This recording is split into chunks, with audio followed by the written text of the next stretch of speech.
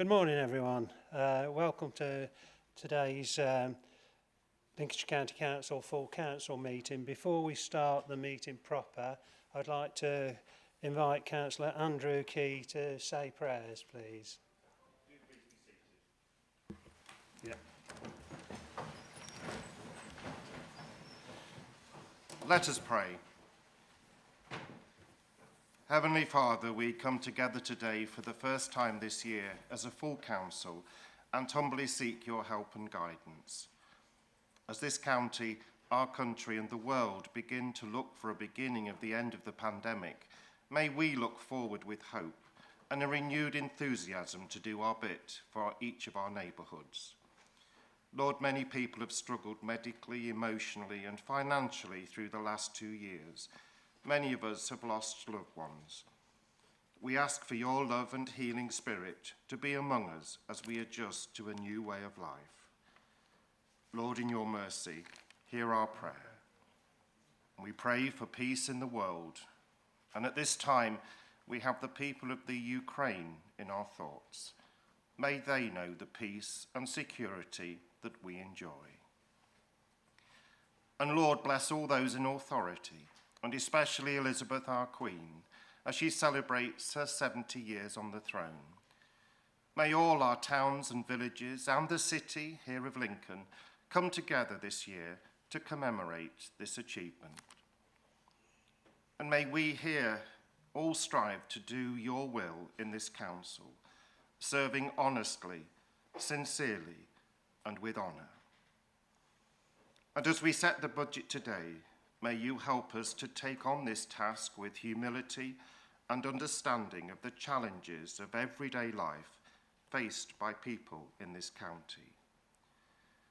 And in the midst of the storm, we pray for everyone in its path, especially those being flooded and at the risk of flooding. We pray for all our emergency services and those coming to the aid of the storm's victims. Dear God, keep them safe this morning and always.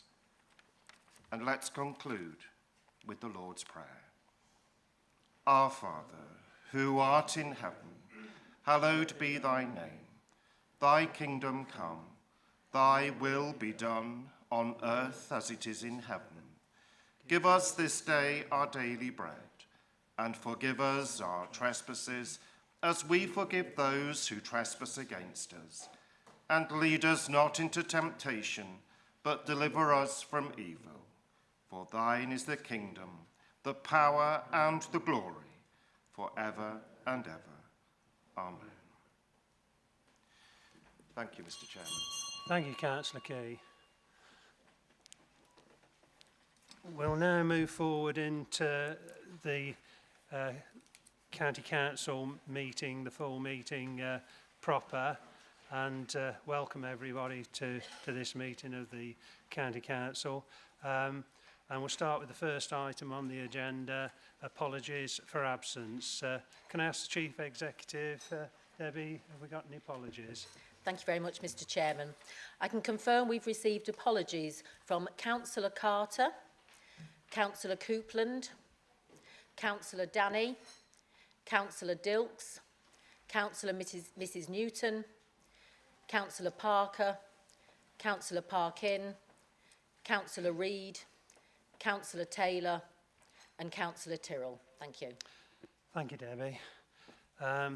Right, then we come on to item 2, declaration of councillors' interests. Do councillors have any further interests they would like to declare?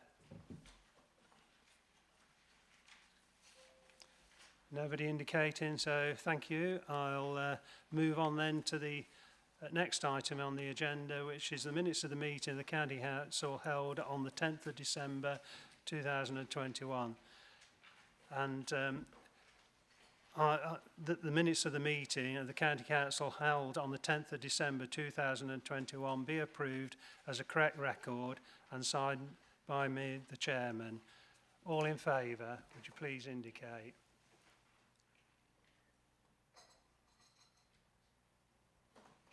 Thank you, that's quite clearly carried. Is there anybody against? Or abstentions? Yeah, not attending, thank you. Right, that's quite clearly carried, so there, I'll sign those later after the meeting. Right, on to item 4, my announcements, Chairman's announcements. I'd like to once again welcome you back to the Council Chamber today for the meeting, and also welcome those who are listening via the live stream on our website. I'm pleased that following relaxation of government restrictions, I have been able to more fully carry out my role as chairman, representing the council at events that were curtailed during the height of the pandemic. I would like to thank my wife and chairman's lady, Jackie, for her continued support.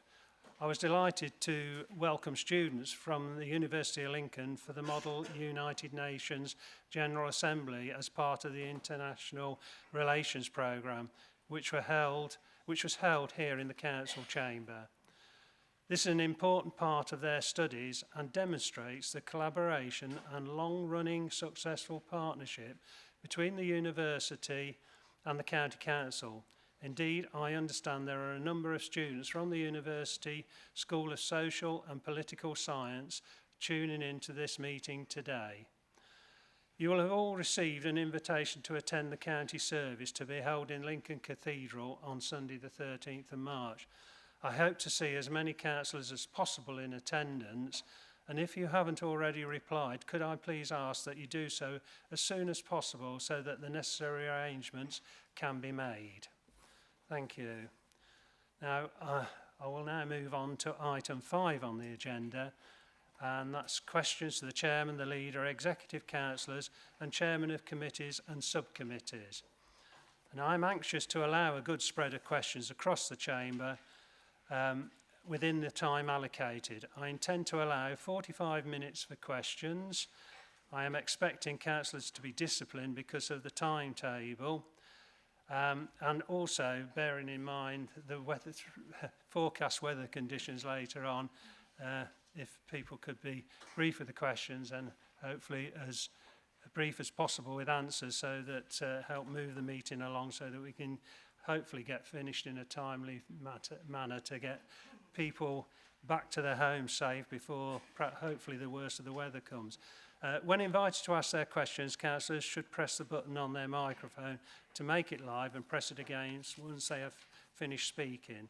Now, the first question I've got is from Councillor Tom Dyer to Councillor Martin Hill, OBE. Thank you, Mr. Chairman, and good morning.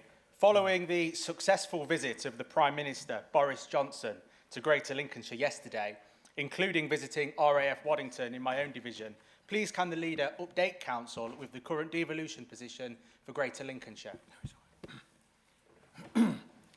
Thank you, Councillor Dyer, for the question. Yes, as probably everyone is aware, the Prime Minister visited Lincolnshire yesterday. He came to Waddington, Lincoln, Scunthorpe and Grimsby. So he took, and there was various opportunities for the wider public, but also councillors and council leaders to meet and discuss things with him. So as members are aware that the government has a continued ambition for rolling out devolution to rural areas across the country, not just to go beyond the urban areas where it currently sits mostly. So there was a recent announcement to remind members that the government has decided that they will deal with county areas, and that any devolution deals will be with upper tier authorities. So in Lincolnshire, obviously the 10 council leaders are discussing this, and we all met yesterday to think of a way forward. So we are in the process of hopefully next month agreeing the substance of a bid, and I think there is general agreement that clearly the government is wanting a mayoral type arrangement, mayoral combined authority. So I think informally at the moment, I think most people understand that and probably have to be, I think most of us probably would be pragmatic about that situation. I mean, there obviously are lots of negotiations to go forward, but as I had brief words with the Prime Minister yesterday, I did press the case for devolution in Greater Lincolnshire, because I think we are all aware that if we don't have some arrangement which the government recognises in terms of the governance of devolution, we will lose out, and investment and European money and ex-European money and things like that will actually not come to Lincolnshire and go to other places.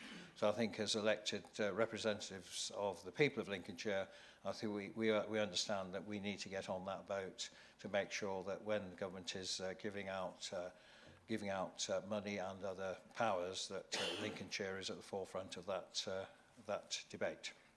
Thank you. Thank you, Councillor Hill. I now move on to the next question, which is Councillor Karen Lee to Councillor Lindsay Corey. Councillor Lee. Thank you, Chair. My question is to Councillor Corey, and it's about the opening of Ermine Hub, the Ermine Library Hub. Sorry, I'm losing my voice here. I attended a meeting 3 months ago on the 15th of November, and we were told that it was almost ready to go. There were officers and the new provider, BG. I've chased it up a couple of times. Unfortunately, I couldn't meet this week. I've been too busy. But 3 weeks ago, I was told there were problems with the heating and the boiler. And my question is now, whatever the problems and the hitches are, can she give us an approximate date as to when Ermine Library Hub will reopen, please? Thank you. Thank you. Councillor Corey. Thank you, Chairman, and thank you for your question, Councillor Lee. I share your ambition for the opening of the Ermine Hub, and I wish I could give you a definitive date today, and I can't, sadly. But as you know, work is ongoing. We've got we're working with partners, which is Bishop Grosseteste University, and we've got co-tenants in the building, which is proving difficult. To navigate that as we try to work with those partners and get all the heating and lighting ready and make it safe for the public. But we do want to get that the hub opened as quickly as possible. It's been a gap in my provision, particularly for that area of Lincoln. So I share your ambition, and as soon as we've got that date, you'll be the first to know. But thank you for your interest and your continuing support of that. Thank you. Thank you, Councillor Corey. Right, the next question I've got is from Councillor Mrs Marianne Overton, MBE, to Councillor Richard Davies. Councillor Overton. Thank you very much, Chairman.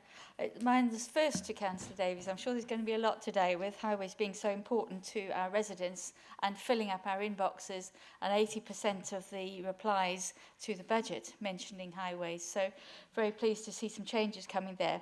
My question is about the unclassified roads and the condition. I know you will have used the data from the Department of Transport's data on the condition of unclassified roads, and I'm sure you will have used that in asking for a fairer share of funding from the Department of Transport. Our unclassified roads, we're in the top 10 worst roads in the whole country, and it does demonstrate just how significant the needs are in our area. And my question is, are we allocating a correct proportion of the funding that we do have to the unclassified roads, bearing in mind that does have one of the highest serious accident records? Thank you. Thank you. Good morning, comrade, and thank you for the question. I think we need to be careful when we don't say things that aren't true. Lincolnshire's roads aren't amongst the bottom 10 authorities in the country. That isn't true, so before anybody worries, that isn't the case at all. We follow a highways asset management strategy defined by this authority that says we spend money according to need. In fact, that approach was so good that 4 years ago, the Department for Transport started using that as the de facto model they roll out to other authorities. However, fundamentally, it's a function of spend. The more money we've spent, and you may see some subtle mentions of our campaign around the room this morning, the more money we spend, the better the condition of the road. It's also not true that most of our accidents are on rural roads. That also isn't true, so I think it's important we correct some of those mistakes. In terms of proportion of spend, which I think when we cut through some of the commentary, that's the point of your question. Yes, I think the spend is right, because fundamentally we need to spend money where most people are travelling. Now, the problem with that, of course, is it does mean that rural roads don't receive as much per passenger per mile as our busier roads. But, of course, you could understand it would be a hard question to ask yourself that, you know, for example, the A17 was if it was in a terribly poor state of repair, whereas Fen roads were immaculate. I think quite rightly people would be saying, well, you're misusing and misspending money. The fundamental fact is we need more money. I think the portion of spend is right. It's all about having more money to spend. Thank you. A point of order, the reference for the Department of Transport came from this council. It is correct. Thank you. Thank you. Right, I'll move on to the next question. Councillor Mrs Julie Killey to Councillor Martin Hill, OBE.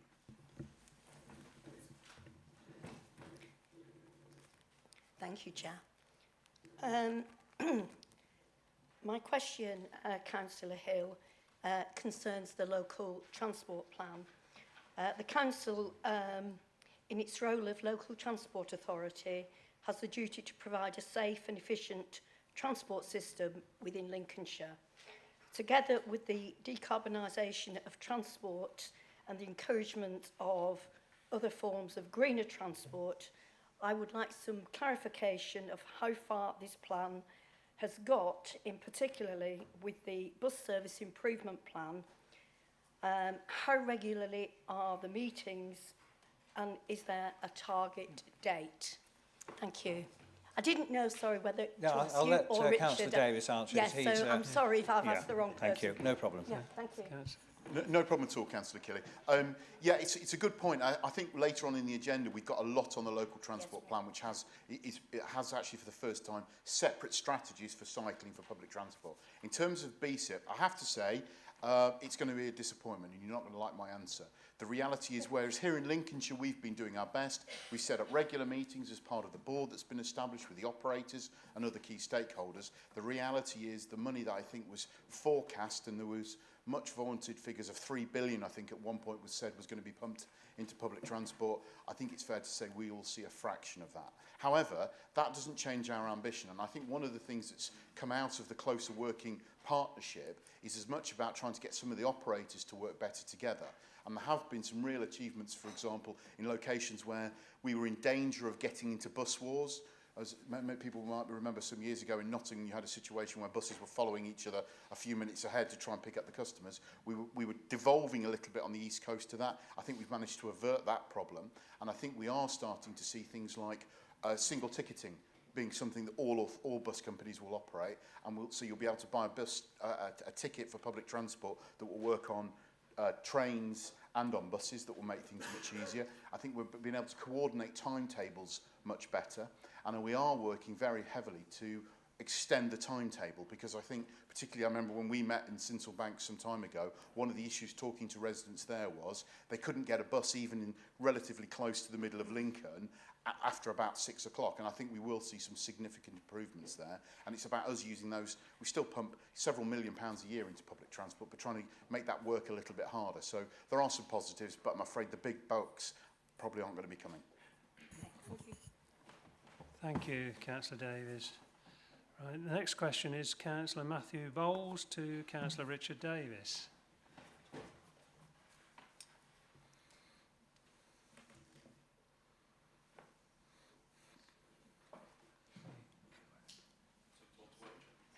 Just shout, I can hear you. Oh, sorry. Oh, that's it, I'm on. Councillor Davies, Enderby Crescent in my division has suffered significantly over the years with antisocial behaviour, so much so that the District Council installed CCTV cameras in the area to try and combat it. Residents first reported back on the 13th of September last year that the street lighting in the area, all of the street lights, had stopped working. They'd obviously reported this through Fix My Street numerous times and have got nowhere. They subsequently came to myself, and we've all chased it over the last 5 months, and as of today we're still no further forward. I understand the issues aren't necessarily with the County Council, it's with the power company, but my plea is there anything you can do to speak with the power company, the street lighting team, to try and move this process along, because the residents are quite rightly quite angry that 5 months later they're still in pitch dark at night. Thank you. Councillor Davies. Yeah, thank you for the question. I wasn't aware of the issue, but you're right, it's not good enough, and I'll chase it through and come back to you offline. Thank you, Councillor Davies. Right, next question I've got is from Councillor Tom Smith to Councillor Daniel McNally. Councillor Smith. Thank you, Chairman. When were the reciprocal arrangements for waste between North Lincolnshire and Lincolnshire County Council ended? How much did these arrangements cost to the council? Has there been any work to review possibly restarting these arrangements? And finally, would the council consider re-entering into similar arrangements as the residents of Bigby and Keelby, which I represent, are quite frustrated that certainly in the case of Bigby, they can actually see the tip for North East Links, and are quite often even cars who aren't using it for trade purposes are turned away and having to make quite a sizable trek to Market Rasen, and with the price of petrol and diesel what it is, that's putting a strain on families when actually we shouldn't need to. Thank you, Chairman. Thank you. Councillor McNally? Danny? Thank you, Chairman, and thank you, Councillor Smith, for the many questions. It was originally the Environment Committee agreed to discontinue that service along with many other ones in 2016, which is nearly 6 years ago. So I'm unsure really why residents are only just sort of reporting that they are being turned away. The cost of the reciprocal arrangements was 26,000. Again, that was 6 years ago, so the cost would increase. And if we was to look at reinstating it, we'd also have to look at Stamford, Mablethorpe, Long Sutton, Holbeach, you know, many other ones as well. And the reality is we just can't afford to go above and beyond what we already give on services. But I do understand the frustration that the residents of Digby and Keelby see, because a lot of them will just look out the window and see that sign, but because of that invisible boundary line, they can't use it. So if devolution does go ahead, that could possibly be one of the things that we do look at. Thank you. Thank you, Councillor McNally. Next question I've got is from Councillor Alexander Morn to Councillor Colin Davey. Thank you, Chairman. In 2015, Long Bennington suffered severe flash flooding as a result of heavy rainfall and an inadequate drainage system. The County Council has committed to delivering a village-wide flood alleviation scheme to reduce flood risk to properties in the village. However, residents are growing concerned at the numerous delays in delivering that scheme. Every year that passes without these improvements, we risk yet another major flooding event in our village. Can I ask Councillor Davey for some assurances that delivering the Long Bennington flood scheme remains a top priority for this council? Thank you. Thank you. Councillor Davey.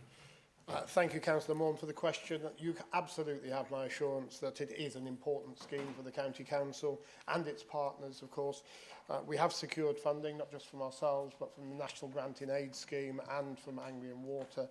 The scheme is a much more complex one than we originally thought, which is why it's taking time. But I can give you an assurance that the business case is going to be worked up this year, and we expect to be on site early in the new year.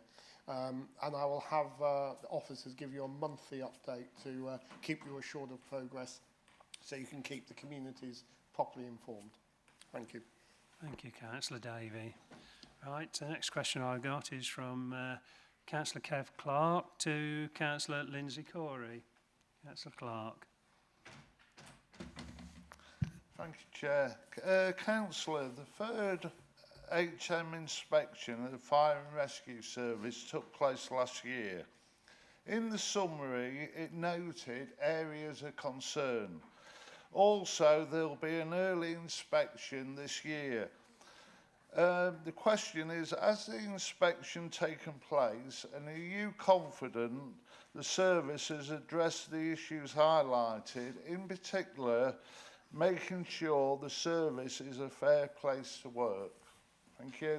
Councillor Corey. Thank you, Chairman, and thank you for your question, Councillor Clark. First of all, I want to pay tribute to all our firefighters who work selflessly to come to our aid when we find ourselves getting into trouble, and particularly I want to thank them in advance for anything they may be called to do today as a result of Storm Eunice. You're quite right. The inspection took place in April of this year. The HMI inspection, I think the one that you're speaking about, it actually took place in, it's April of last year. You're quite right, April of last year, and we got the hot debrief in about May, and then we got the full report on the 15th of December. Where is time going? So my apologies for that, Councillor. Yeah, so I am absolutely confident that yes, we are addressing those issues. For example, you mentioned in particular equality, diversity, and inclusion. So I don't want to give anyone the impression, or anyone to go away today with the impression that Lincolnshire Fire and Rescue isn't a fair and open and equal place to work. It is. One of the things that the Chief Fire Officer has been learning from colleagues across the fire and rescue authorities across the country is that because we live in a county that isn't like, for example, London or some of our bigger cities, that maybe that our equality, diversity, inclusion doesn't look like the policies that they'd have in London. But because we've got people from Eastern European backgrounds, we've got older demographics, this is the equality, diversity and inclusion policy that we need to be looking at. Is how, where can we look to find firefighters who are female, who come from Eastern European backgrounds, who perhaps aren't in their early 20s, but still have a lot to offer from the fire and rescue service. We've got lots of opportunities for retained firefighters in our communities like Grantham and Bourne and Spalding and Boston. So that's the kind of thing that they're talking about. It's not that Lincolnshire Fire and Rescue isn't a fair and open and friendly place to work. But just on that matter, I now sit on the Corporate Diversity Steering Group to ensure that we now have a seamless communication from Lincolnshire County Council across to Fire and Rescue. So any support, any communication, any changes in legislation, any new ways of working or new ways of thinking, we've now got that seamless communication across those two areas of the organisation. I hope I've answered your question, but if I'm happy to answer a supplementary if you have one, if I haven't answered it for you. Thank you. Thank you, Councillor Corey. Right, I come now then to Councillor Ashley Baxter, who's got a question to Councillor Martin Hill, OBE. Thank you, Chair. I suspect that the leader might wish to delegate to Councillor Boutroyd, because my question is about recycling. Oh, Mike, yes, please. Sorry, you're still on. No, mine stays on all the time. Oh, does it? It says, yeah. Well, you're very important. Yeah, yours Thank is you. on there. Yeah, so my question to Councillor Hill, he might wish to pass to Councillor Boutroyd because it's about recycling. We learn in next week's Environment meeting that the Council is still not meeting its recycling targets, and we learned from the budget papers that recycling more paper and card is actually saving money for the Council, which is great news for paper and card and great news for our budget. I welcome the proposed rollout over the next couple of years of paper and card recycling. But I'd like to ask, in South Kesteven District, we currently have a food waste recycling scheme. We know that eventually we will have a food waste recycling obligation, and I'm worried that there will be a gap between the end of our current food waste recycling and the beginning of the obligatory food waste recycling. Can I ask, will there be a gap where householders are used to recycling food waste, and then they're asked not to recycle food waste, and then they'll be recycling food waste again? And if so, can that be avoided? Thank you. Thank you for the question. I'll do my best to answer it, and if any of my executive colleagues want to help me out, so they're welcome to. Yeah, I think I take your point. I think obviously the government is just the Environment Act is now in force, and it is quite clear that there is lots of detail in there, which, to be fair, I don't think local government in particular has worked out exactly what to do. Part of that Environment Act there will be quite a lot of requirements on local government in terms of waste and waste collection in particular, as to what the changes will be. And you're right, there is going to be a requirement for rolling out in terms of paper and card. There's going to be a requirement for the food waste as well. And the very good news in Lincolnshire is that we are ahead of the game. And as you rightly say, we are in the process of rolling out paper and card across the whole county, which is very good news, which will be finished in the next few years. And also, as you're well aware, in certain parts of South Kesterman, including where I live, we have a food waste trial. The County Council invested £1 million, I think, to actually support the district SKDC in terms of rolling that out. We purchased the bins and all the rest of it, and actually paid for the conversion of some of their vehicles as well. Since then, we have now we have stepped away because obviously we are not a waste collection authority, and we've handed South Kesterman have taken up the responsibility, which I believe, my understanding is they will continue with that trial, because I don't think anybody wants the situation where you have food waste collected and then it stops and then it starts again. I don't think that's the ambition. It is really a matter for South Kesterman District Council, but I'm pretty confident that they are going to carry on with that situation. That's my understanding, but we've invested heavily in that situation, and the problem is, until we're clear about what funding the government's going to make available, because it would be a bit foolish for the County Council or indeed the District Councils to invest in the food waste infrastructure, to find then the government then comes along and says, well, we're going to pay. So I think there will be a delay, but my understanding and my hope is that there will not be a ceasing of the current arrangements in South Kesterman. Thank you. Thank you, Councillor Hill. Right, the next question I've got is from Councillor Robert Kenrick to Councillor Richard Bertroyd. Councillor Kenrick. Thank you, Chairman. Councillor Boothroyd, the Judges' Lodgings is a significant property in a prime position in Lincoln. Can you update us on the situation as regards that property? Thanks, Chairman. Thank you. Thank you. Thank you, Chairman. Thank you, Councillor Kendrick. Yes, I'd like to take this opportunity to update on the Judges' Lodgings.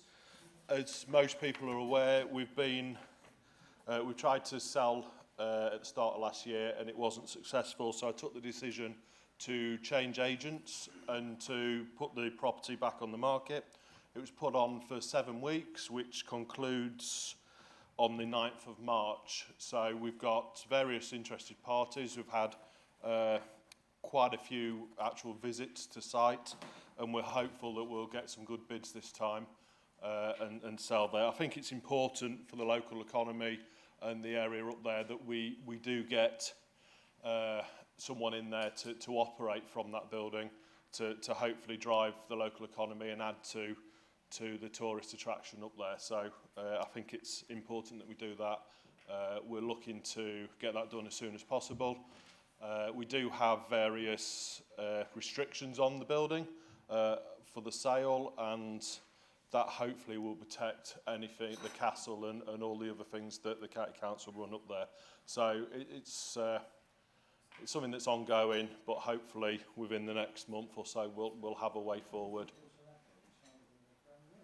Thank you. Okay. Thank you, Councillor Bertroyd. Thank you. Right, next question I've got is from Councillor Richard Cleaver to Councillor Richard Davis. Councillor Cleaver. Thank you. I should like to ask Councillor Davis what plans he is making for the County Council to take up the new powers available to it from the 31st of May under the Traffic Management Act 2004 for the civil enforcement of bus lane and moving traffic contraventions within the county. Thank you.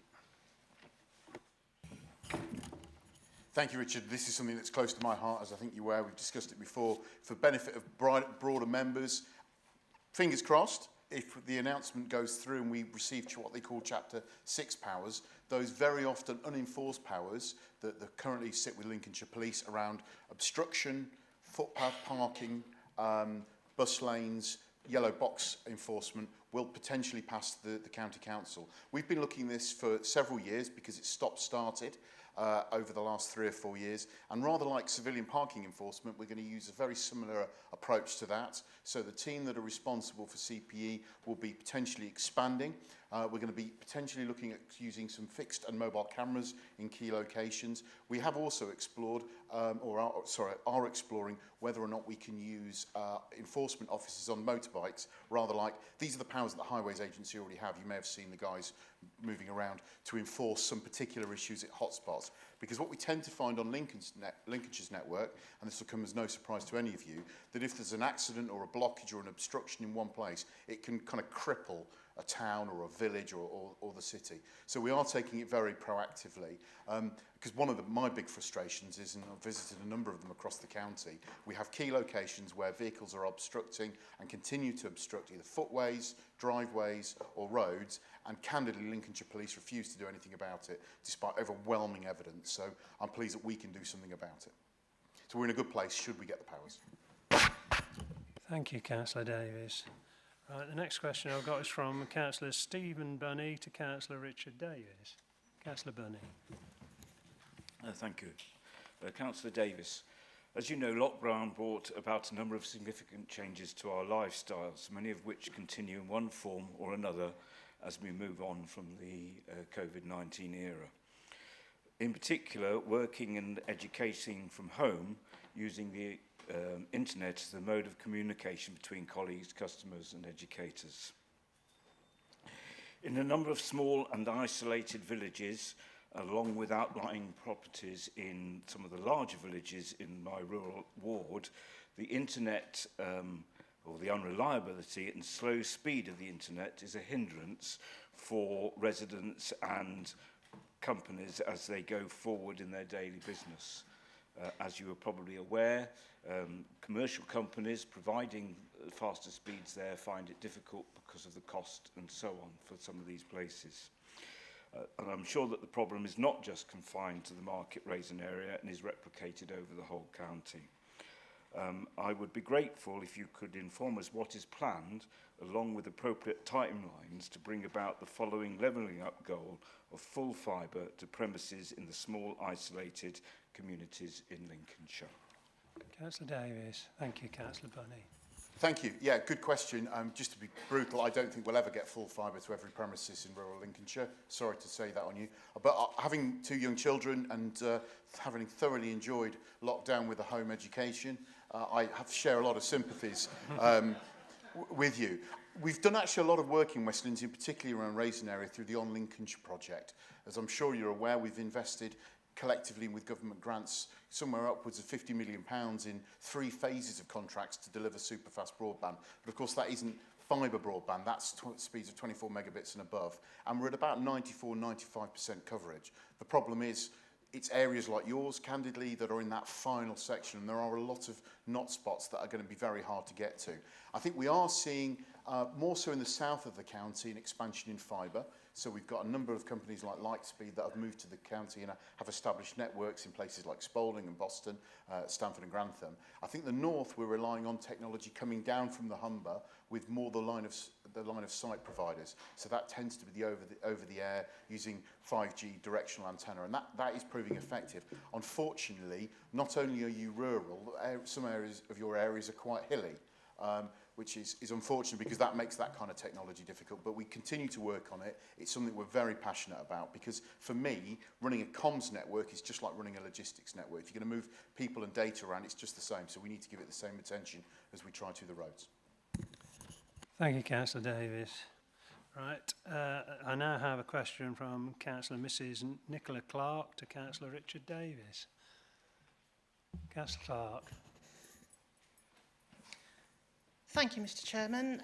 Thank you, Councillor Davis. I'd like to start actually by thanking Councillor Davis and Highways for all the work that's been going on in my first year of office in St Giles Division and the completion of the little projects. They are little projects, but they are nonetheless most important to the residents, and residents are delighted. Thank you. My question is, with all the pressures facing our highways budget and our desire to promote health and well-being and a healthy lifestyle, how will highways meet the challenges outlined on page 142 of the local transport plan within the cycling strategy by developing an effective cycle infrastructure that is safe and inclusive for all? Thank you. Councillor Richard Davies. Thank you. And I think you're right to, thank you for the question, you're right to highlight the little projects because we all know, regardless of political affiliation, you know, you won't get many votes for Lincoln Eastern Bypass, but you'll get a lot of votes if you get a pedestrian crossing put in your area. But there's been some good work in your area. You've hit the nail on the head. I think this LTP is the first one, and we're discussing it later, that has a designated strategy around cycling and walking. I think one of the things we're seeing coming out of the local transport boards is a renewed focus on those smaller issues, and that issue of connectivity, and be it Lincoln or Boston or Grantham or Spalding or Skegness. It's almost that connectivity between existing cycling infrastructure and the town centre that needs to be worked on. I think, like anything, in order to deliver it, you need to start by having a good plan. And I think we've got a good plan. I think we've got the right connections in with the community and the stakeholders through councillors, district councils, parish councils, to get that established of what the need is. The difficult question, of course, is funding. And the problem we slightly have is, of course, we know what the financial situation is, but if we start taking too much money away from broader highways projects to put into sustainable transport, the reality is we'll be then back in a situation where our roads aren't in as good a situation as they should be. But I think we can do more, and I think by having a plan, we're in a good place to capture government money, like the Active Travel Fund, for example, which I know the Access Lincoln project, which I know you're very close to. That's shown over years you can do things, and you can get people out of their cars, which in the right places is the way we need to be working. Thank you, Councillor Davies. Right, and the final question I've got is from Councillor Nigel Pepper to Councillor Lindsay Corey. Councillor Pepper. Thank you, Chairman. I'm certain all of us here have immense pride in our fire and rescue service. They have some of the best appliances and equipment than any other fire authority in the country, and they're committed to the work they do. Because we have that immense pride in our fire and rescue service, we do not like to hear anything negative about them and find it hard to accept shortcomings.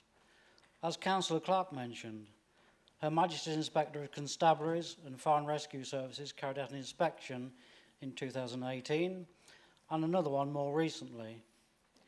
In the summary of his latest report, he praises the service, quite rightly, in many areas. However, he also said that we have new causes of concern.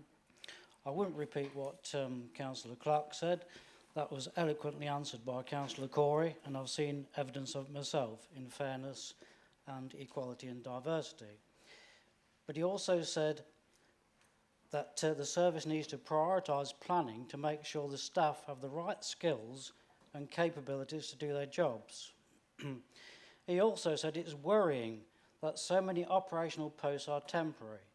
This can cause uncertainty among staff and be detrimental to their well-being.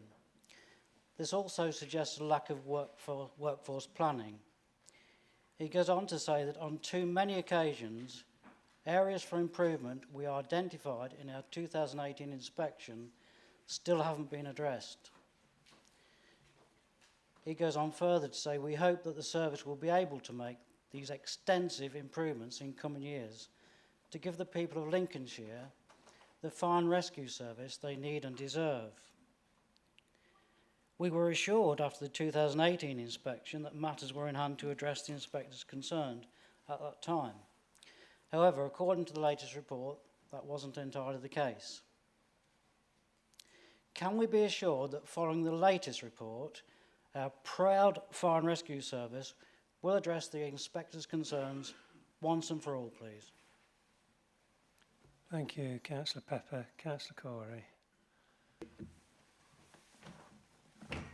Thank you, Chairman, and thank you, Councillor Pepper, for your question. Thank you for recognising that Lincolnshire Fire and Rescue is one of the best, if not the best, equipped fire and rescue service in the country, and we were very disappointed to get the HMI report that we did. It took place in April of last year. I came into post in May of that year, but I did have the benefit of speaking to Zoe Billingham, who was the inspector at the time, and I told her that I'm very proud of Lincolnshire Fire and Rescue, and she said, "So you should be, but I have a job to do, and it is to make sure that there is continuing improvement across all fire and rescue services across the country." And the HMI inspection report gives us the framework to do that. So in that spirit, that's what we're doing. We're using that HMI report to build on those areas, and we are addressing the causes of concern very seriously. So I won't repeat what I said in response to Councillor Clark's question. But as you know, in capacity as your chairman of the scrutiny panel, Fire and Rescue is working closely, and we enjoy that relationship that we have with your scrutiny committee to look in further detail about what we can do, where there are those incremental changes and where there are those big step changes we can make to improve the service.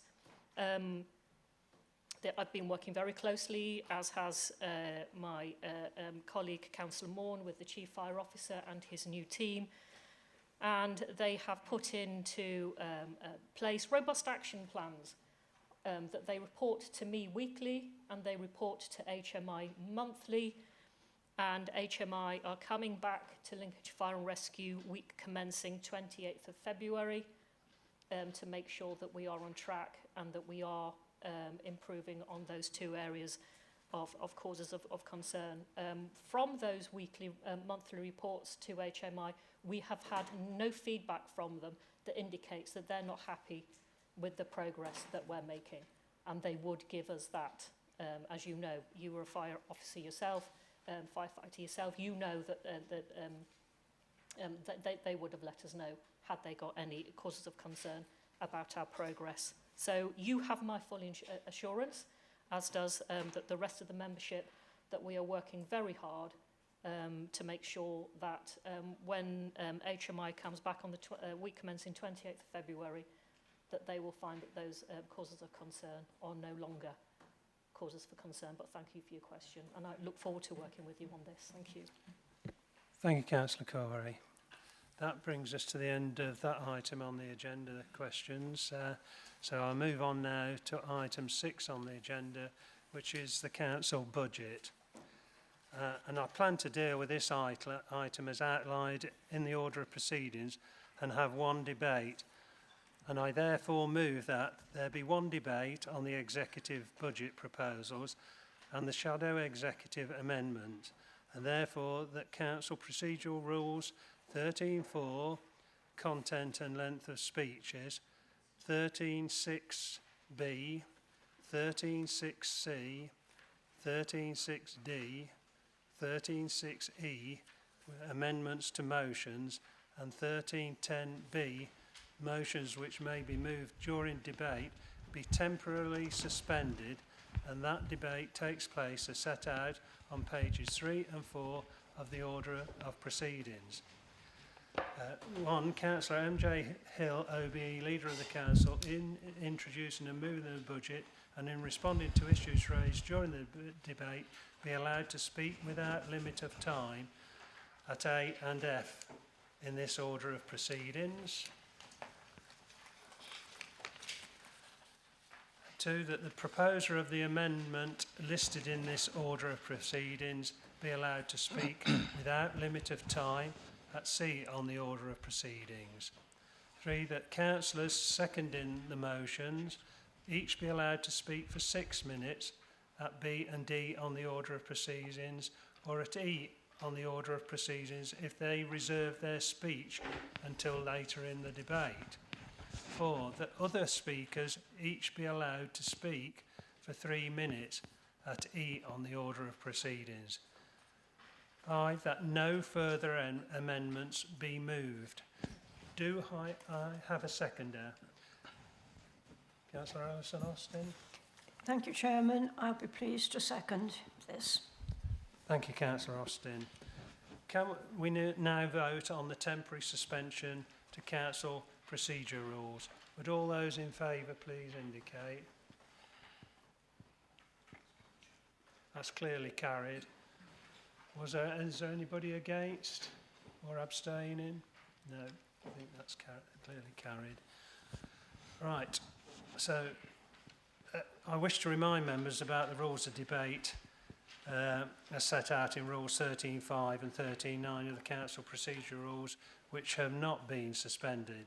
These are set out in paragraphs 1 and 2 below, except as set out in rules 13.5 and 13.9 below. Councillors are only allowed to speak once during the debate. Therefore, the motion and any amendments will proceed as one debate.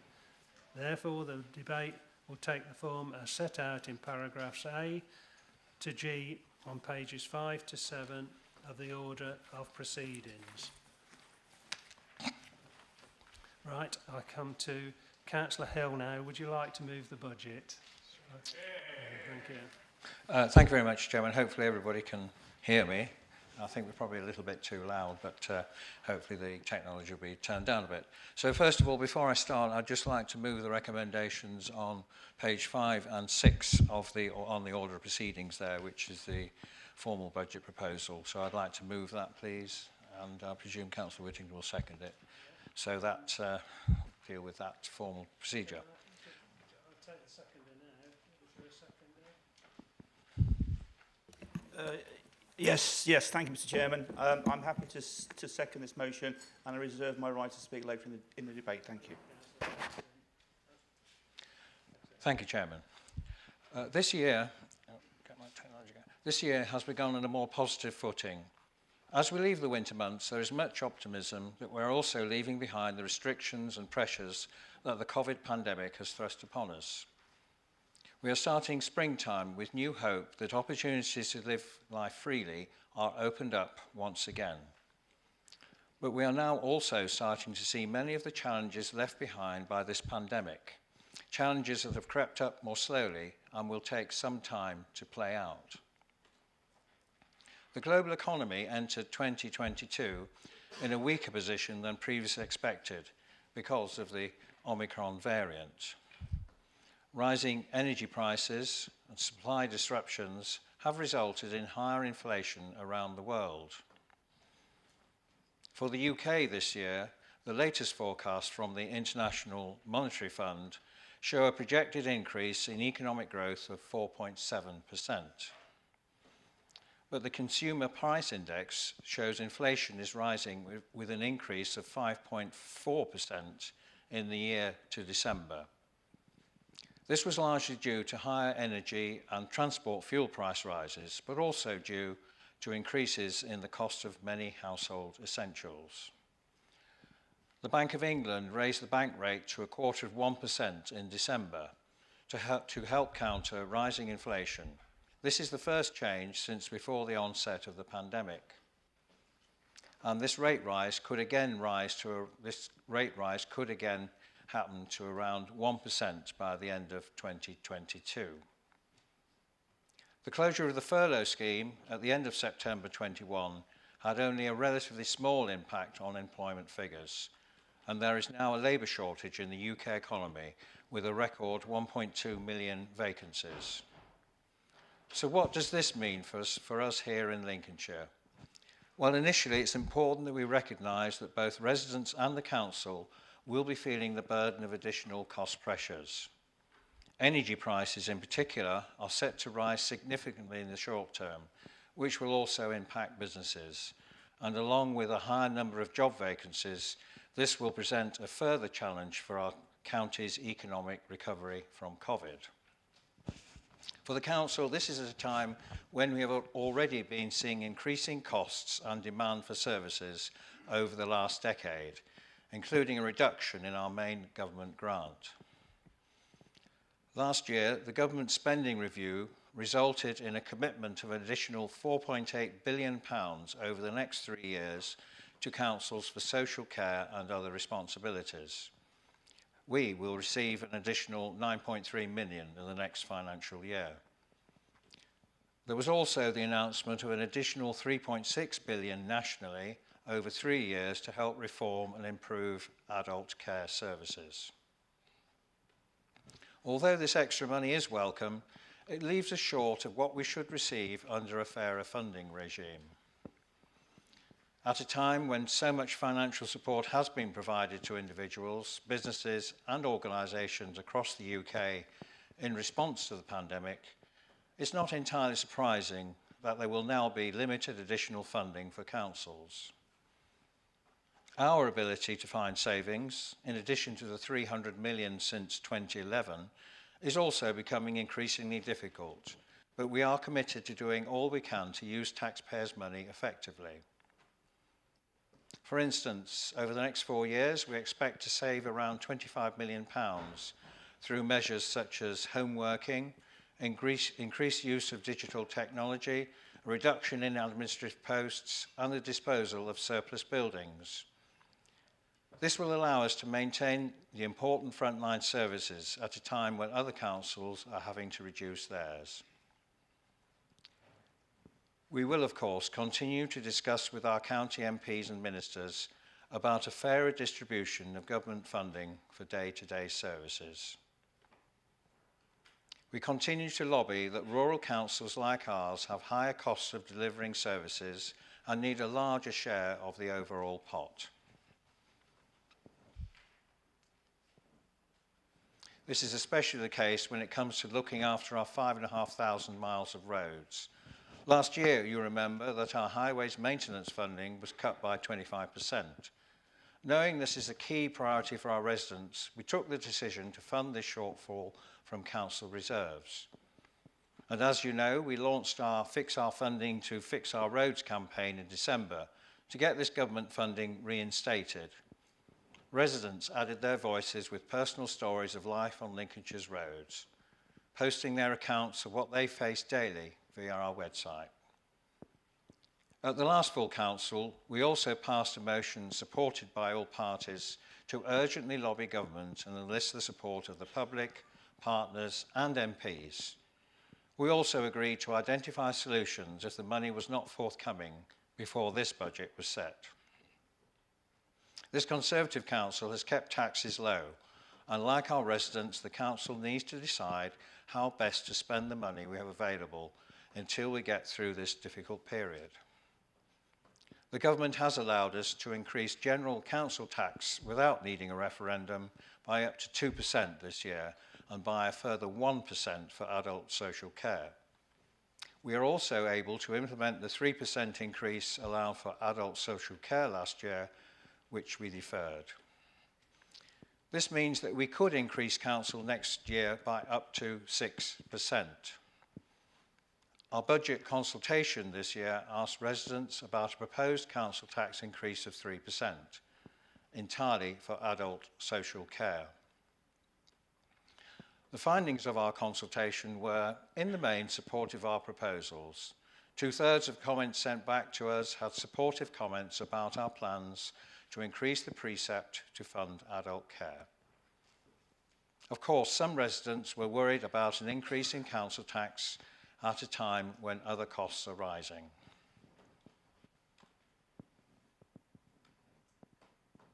But a failure to fund services properly now will have an impact on residents in the future.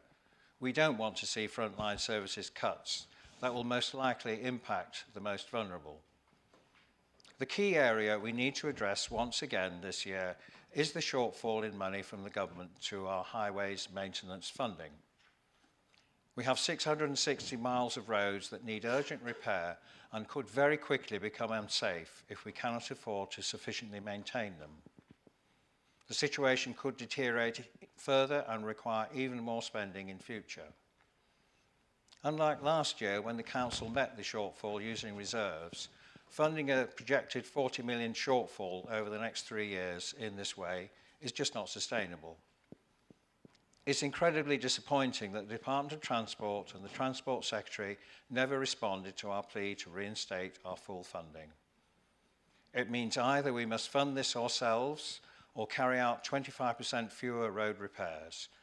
This equates to almost 24,000 potholes not being repaired every single year. But we're determined not to leave our roads in a poor state of repair and unsafe for residents. So, we are forced to find ways to fund this in the next year. Unfortunately, one of the measures we will need to take is to increase council tax by a further 2%, which will raise 6.4 million annually. We'll also use the 3.5 million extra received from business rates and increased council tax base, plus £2.3 million from our reserves. Despite these measures, we believe Lincolnshire will still have the second lowest council tax for any county in England. For example, in neighbouring Nottinghamshire, Bandy residents are already paying £300 per year more for county council services. At times like these, though, when funds will inevitably be stretched, it is important to remember there is also help available for those who need it most. The government has announced several measures, including a 150 payment to help with the cost of living for those homes in Band A to D. This will not need to be repaid and will benefit around 80% of all homes in England. Residents and councils will both be looking at where we need to prioritise all our spending. So I'll now turn to our decisions about how we will fund services and invest in new developments for the next year. The Council will spend over £500 million on a wide range of vital services. Over £200 million will be spent for day-to-day adult care services. On top of this, we are investing £12 million over the next few years in the development of extra care housing for older people and community-supported living options for adults with a disability.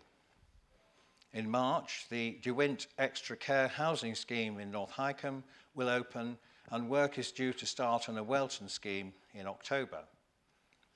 We will also be starting on another scheme at the Hopland site in Sleaford next year.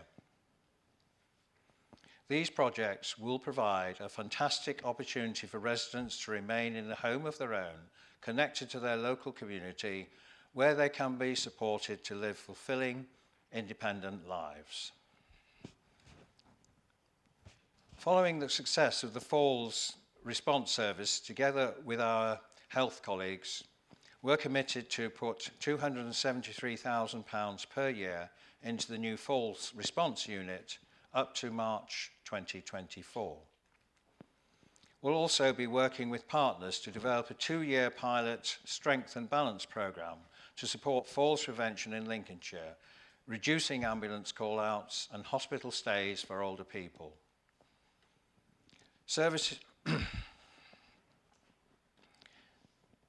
During the pandemic, we have seen an increase in the number of children in care, resulting in the need for more specialist external placements. In the previous 2 years, these additional costs have been covered by the Council's COVID-19 support grant. However, protecting some of the most vulnerable children must remain a priority. So this year, the estimated £3 million cross-pressure will be funded by the authority's reserves. Moving forward, our transformation project will improve outcomes for children in care. This work includes the creation of 2 new children's homes in Lincoln and East Lindsey, for which £1.5 million has been earmarked. The Council continues to make progress on its special school improvement project.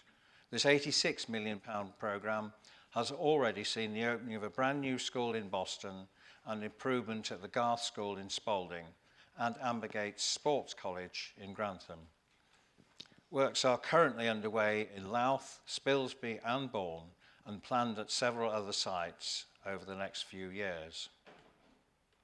Our ambitious programme will mean more pupils with SEND can attend a local school rather than having to travel large distances for their education, which will be of great benefit to both the children and their families.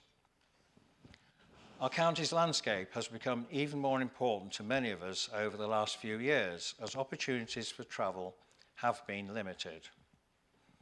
As well as being a treasured landmark, we have developed Lincoln Castle into a much-loved green social space for the whole community. I'm pleased to say that this year we will be bringing back a vibrant event schedule that will see the site returning for use as a historic background for music and entertainment, including celebrations for Her Majesty's Jubilee in June. We're also working to protect our landscape from flooding, with £2 million spent on schemes during the last financial year. This has included works in Woodhall Spa and drainage improvements just outside Boston, with upcoming plans for Curtin and Long Bennington. I'll put that in as well. We have allocated another £750,000 to continue improving drainage in areas where there are known problems, including prospective schemes in Scotland and Cherry Willingham. We've also made funding of up to £5,000 available to people who have experienced flooding of their properties before, to help safeguard against that in future. Some 35 homeowners successfully applied last year with this scheme, and it is now open for new applications. We know good quality roads and connectivity is a priority for our residents and businesses. Not only are we continuing work on the 100 million Grantham Southern Relief Road this year, but we'll also be completing our 4.8 million reconstruction project to Roman Bank in Skegness. And in the summer, we'll be starting our 1.4 million improvements at Red Lion Square in Stamford this summer. We'll also be spending £14.5 million to rebuild over 15 major A and B roads throughout the county, including the A17 between Beckingham and Holdingham roundabout. Early design and planning on the North Highcombe Relief Road is also underway, with construction expected to start in 2025. And last year, we received 20 million from the Government Levelling Up Fund. This will go towards improving the A16 corridor between Boston and Spalding by providing better walking and cycling facilities, improving traffic movement, and opening up the area for further investment opportunities. In last year's budget, we allocated millions of pounds to support the Lincolnshire businesses directly with grants and funding. Our grants were a lifeline for just under 900 organisations, almost all of whom were small businesses employing less than 10 people, and many of whom were unable to receive any other form of public grant during the lockdown. I firmly believe this was the right course of action. Many businesses reported without the funding, they simply would not have survived. Our 3 grant schemes also helped others to become better adapted for the future, more digitally capable, and also able to take advantage of new opportunities. We also invested £500,000 in delivering the priorities identified by the Tourism Commission to support one of our hardest hit sectors. Supporting our local economy remains a council priority, and many of our economic infrastructure projects will reach key milestones this year, demonstrating real benefits from our investment and hard work. The South Lincolnshire Food Enterprise Zone near Holbeach already has a dozen plots allocated to businesses, and later this year our hub building will be on site and will be open. This will offer purpose-built offices and facilities for smaller businesses that will be able to benefit from the expertise and research from larger organisations and the University of Lincoln campus located there. The reconfiguration of the space at our Juventus Business Centre in Market Deeping will shortly be completed, with the capacity and space now better suited to local needs. We also started this year with a sale of land we have developed to extend Skegness Business Park. This will see new units available for both local businesses wanting to expand and those relocating. A similar scheme in Horncastle has been allocated £1.5 million in the budget this year to expand the town's industrial estate. I think that does show that the investment we put is across the whole county, because some places seem to think they're left behind. We do make sure that the whole of our county receives investment. Lincolnshire Council leaders are proposing an ambitious and comprehensive devolution deal to government, which will bring more funding and local decision making and put us on a more equal footing with urban areas. We are proud of our great county, and given the opportunity, Lincolnshire can not only help to deliver the government's levelling up agenda, but more importantly, further improve the prospects for our residents and economy. Fellow councillors, our budget proposals today continue our record of providing good services in a cost-effective way. Despite the many challenges we continually face, we are investing ambitiously for the future, and I recommend them to you. Thank you.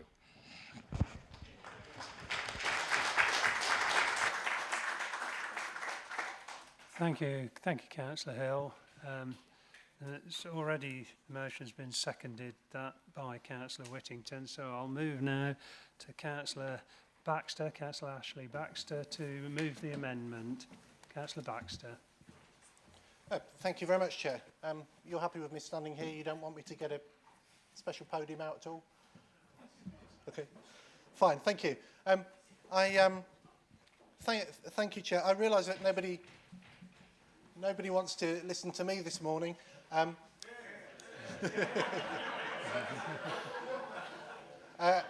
They would much rather hear from Rob Parker, who is obviously poorly. We need to pay tribute to him and obviously get well soon. We know that if he was well enough, he would come here, because he has done for, I understand, decades that he has been responding to the leader's speech and doing it very well. So big shoes to fill. And talking of Phil, Phil Dilks, Councillor Dilks is obviously off with COVID too, and consequently he couldn't deputise. So isn't it good that we've got such an abundance of reserves within the council that I can be here to speak to you as the reserve? So having thanked Rob and Phil for giving me this opportunity, I'd like to thank the officers and also the members that have put this budget together. It's obviously an enormous piece of work, takes an awful lot of planning, and there's lots in it to praise. There's an awful lot that goes into the £500 million of spending, and we're glad that we've got a system, we've got a democracy that allows us to put it together and to challenge it, so that it gets here and we can make the best of it. So that's great. And there are many good things in it. The Councillor Hill has made a good job of drawing your attention to the good bits within it, and I'd echo some of those. Certainly the extra care housing is welcome in North Hykeham and Sleaford. The road improvements will be a benefit to everybody who uses Lincolnshire roads. The rollout within the budget of paper and card and recycling, helping us get to our recycling targets, which we have been missing for several years, is obviously welcome. And the fact that it saves money, even better. We welcome the celebrations of the Jubilee of Her Majesty the Queen, not least because everybody likes a party, especially when so many people have not been able to have a party during lockdown. Most people in Lincolnshire have not been able to have parties during lockdown, and they're looking forward to having legal parties again. So that's great news. On the point about Juventus, obviously welcome any investment to the Deeping, speaking parochially. The Juventus Centre refurbishment is welcome. Worth noting, though, that we were originally promised a second Juventus Centre in the environs of the existing Juventus Centre, but the new development didn't come forward, and instead we're being given a refurbishment, which sounds very familiar to a conversation I've had elsewhere. So, as for the consultation, we had a consultation, a meaningful consultation, which is good, and you can see all the many responses that we've had, over 100, I think, within the paperwork from members of the public who were consulted on, would we like to see a 3% increase entirely for adult social care? And although there is a mix of responses, generally there was a yes, 3% for adult social care is welcome, and we don't need to put tax up anymore, said lots of people. A few said that we should put tax up to as high as we can to deliver services, but it was generally welcomed that there wouldn't be an increase in tax for the general services. But there has been no public consultation on the extra £6.4 million the Conservative group that the Council are planning to take from Lincolnshire residents over and above the original 3%. So these extra increases have not been consulted on, and we can't say whether or not people would support them or not. Judging from the responses in the pack, it would seem that people think 3% is enough. So this belated proposal to increase the council tax, to fill the hole in the budget, to fill the holes in the road, because we have been ignored by central government and the Secretary of State, despite the well-advertised campaign, the campaign to find the £12 million to fill the hole in the budget and in the roads. Despite that, we've not had what we need from the central government, and consequently, the budget is going up, or it is proposed that the budget should go up. There are also other factors affecting us this year, as Councillor Hill has mentioned. These are summarised very well on on paragraph 5.35 of the budget, which I would like to quote. 5.35, which is in the place paragraph, there are significant external factors impacting on the cost of passenger transport, but also impacting on everything else we do as a council. National living wage rises, inflationary challenges, a national driver shortage, a shortage of passenger assistance, rising fuel prices and higher operational costs. They're not just affecting transport, they're affecting everything we do as a council, and that's part of the challenge we face. And then we also have national factors such as 10 years of austerity. I noticed as I was walking down the corridor that we've got the front page of a Lincolnshire news, county news from back in 2016 with a big headline, "Deepest cuts ever." But the cuts keep on coming. And I realise that it's difficult to make this budget work without affecting services. But when I read the comments in the media from the council, one might think that it's just highways which is the problem. It's just highways which is the crisis facing the council. But we have other crises. We know that we have an impending crisis of adult social care, which is why we've increased, not to the maximum, but we've increased the council tax by 3% for adult social care. And also, we've increased, we face a challenge of a tsunami of children's mental health issues caused by the pandemic. We have the issues caused by the pandemic, of course, which we will be paying for years, nationally and locally. And some of the problems caused by the pandemic we probably haven't even seen yet. And then, of course, we have the impending catastrophe of global climate change.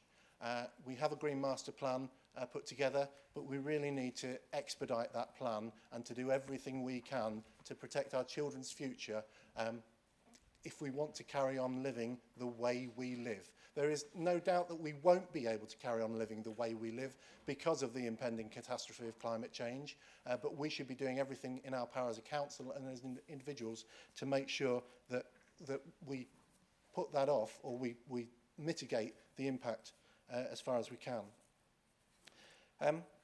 But at the same time as facing all these multiple crises, we also need to balance with the pressures on vulnerable people within the county, on pensioners, on young people, on people on low wages, on people on national living wage, people on universal credit, some of whom work and some of whom don't or can't. And those people are facing, well, they won't be getting increases in their income equivalent to the percentage rise that is being proposed within this budget.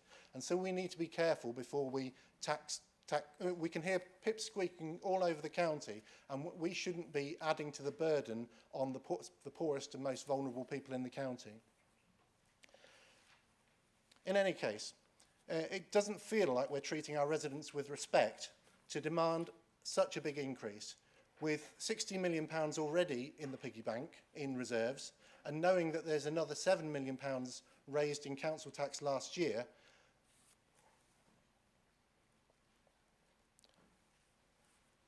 And another £7 million raised in council tax last year that isn't being spent on the services it was collected for.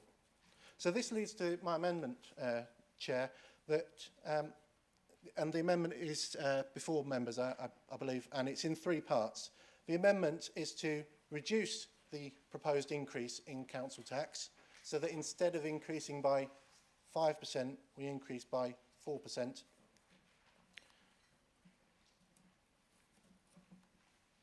Yes, that we transfer from reserves £6.45 million and that this would be paid back from the underspend. And thirdly, we spend some of this money trying to tackle at least 3 of the issues that I've mentioned already. So I draw members' attention to next week's Overview and Scrutiny Committee, which reveals that this year we have a £7 million underspend from this year's budget. So we went to all the council taxpayers of Lincolnshire last year and said, we need this money.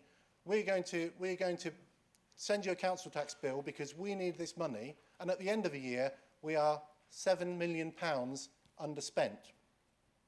But this year, we appear to be proposing that we will need this money next year, knowing that we have an underspend. So what our shadow executive motion says is that we should transfer £6.45 million from the financial volatility reserve briefly until we can put the underspend back in and replenish that reserve. That means that we would only need to increase council tax by 4% rather than 5%, and it would also mean that we can fund 3 initiatives.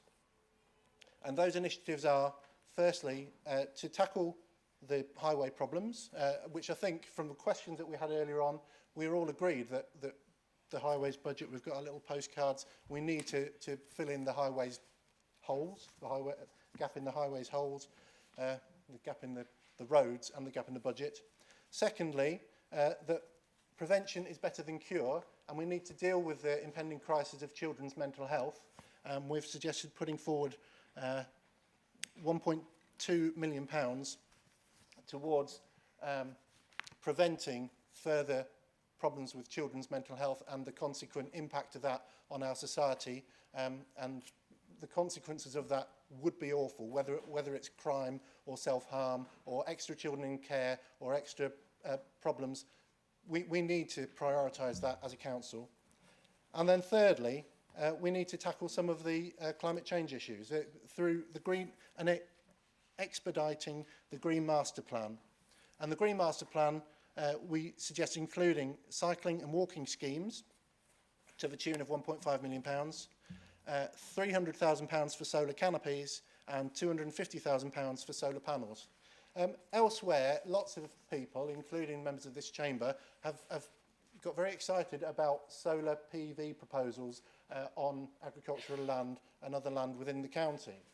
And as part of that debate, it has often been said that solar panels should be put on regular buildings, on brownfield sites and on existing buildings. So our proposal suggests that we do that we spend just over £500,000 putting solar PV on our own buildings and on our own sites. So basically putting our money where our mouth is concerning solar PV and making sure that we've got our house in order before we start complaining about other people putting solar panels elsewhere.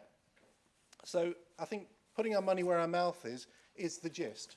And to draw to a conclusion, Chair, firstly, we should have consulted properly, and we haven't.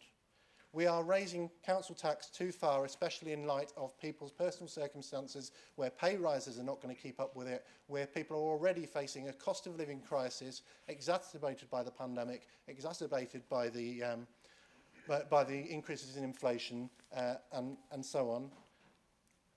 Highways are not the only problem that we face as a council, and we really need to fast forward our work on children's mental health and the Green Master Plan.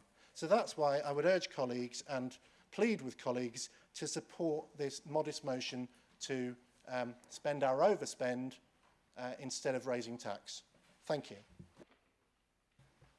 Thank you, Councillor Baxter. Just for clarity, that is moving the points as listed. I know you mentioned them on page 6 of the order of proceedings.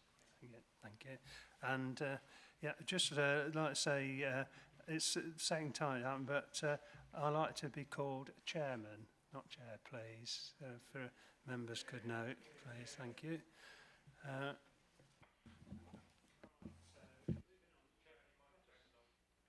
Moving on then, I've got a seconder, I understand to be seconded by Councillor Karen Lee for the amendment. Thank you. Thank you, Chairman. Can I clarify as well, just procedurally, before I start to speak? Can I reserve my right to speak later? You can second now and reserve to speak later, I should yes. do that then, thank Thank you. you. You're welcome.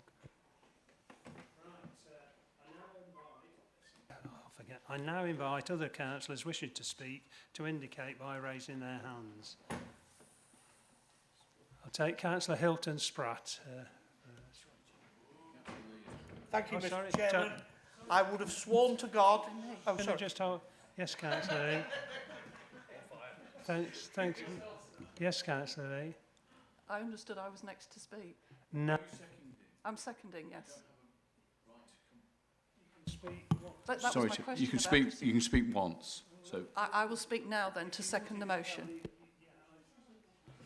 I thought you was asking if you could reserve the right to speak later because you didn't want to speak at this point. So you were I would like to speak now. I was yeah. confused procedurally, that's why I asked the question. No, so it's on seconding, you can speak now if you want to. So, okay, thank you. Thank you. If we're all sitting nicely, I'll begin. As an opposition group, we feel it's important to speak up for hard-pressed families and pensioners right across Lincolnshire, making it clear that we oppose any measures which will make life even harder for them going forward. My response is based on 3 simple points. Lincolnshire, like counties right across the country, faces a huge cost of living crisis this year. Lincolnshire County Council has very healthy reserves which could be used to minimise the impact of inflation on households while ensuring there's plenty left in the pot for a rainy day. Although I hope members recognise that many people across our county are experiencing what feels like a financial deluge at present. And whilst consultation on increasing council tax by 3% to cover increased social care costs has taken place, there's been no consultation on the proposed 4.99 increase in the proposals before us today. And given that lack of consultation, there's no mandate for increasing council tax bills by the extra amount. And without that mandate, it's morally wrong to do so. We live in unprecedented times. We've been through a 2-year-long pandemic, which is far from over yet. And economists have predicted that based on the Consumer Price Index, inflation will hit 8% in April, and this is the highest increase in inflation since March 1992. Consumers are facing soaring heating bills, with a 54% rise in the energy bills price cap hitting consumers this coming April, and it follows on from the 12% hike in October last year. Fuel costs for both petrol and diesel are at a 7-year high, and the Institute of Directors have made public their view that increases in national insurance will add to inflation and also threaten jobs. The state pension will increase substantially below the rate of inflation by only 3.1%, which will leave many pensioners facing the stark choice of heat or eat. And the government cuts to universal credit uplift have hit thousands of households, both in Lincoln and across the county, with a large percentage of those people claiming UC being in employment and facing slashed benefits plus inflation hitting their food, fuel and heating costs. The very last thing any of these hard-hit Lincolnshire residents need is a council tax rise, which is any greater than it absolutely has to be in order to avoid cuts to essential services. Whilst as members, we are regularly reminded of the need to ensure we have adequate reserves, the amount of money held in reserves by this council will exceed what could be termed as adequate. And while LCC's general reserves at 16.2 million represent 3.21% of the council's annual budget, in addition, Lincolnshire County Council has created a separate financial volatility reserve, which currently stands at 44.48 million. And together, these reserves are worth over 60 million, which is more than 10% of the annual budget. The amount of projected underspend from this year's current budget is forecast to be 7.366 million, and this amount equates to more than a 2% increase in council tax. The opposition would seek clarification as to why the controlling Conservative group are demanding yet another 2% increase from hard-pressed Lincolnshire residents when they haven't spent the increase those same residents were forced to pay for services last year.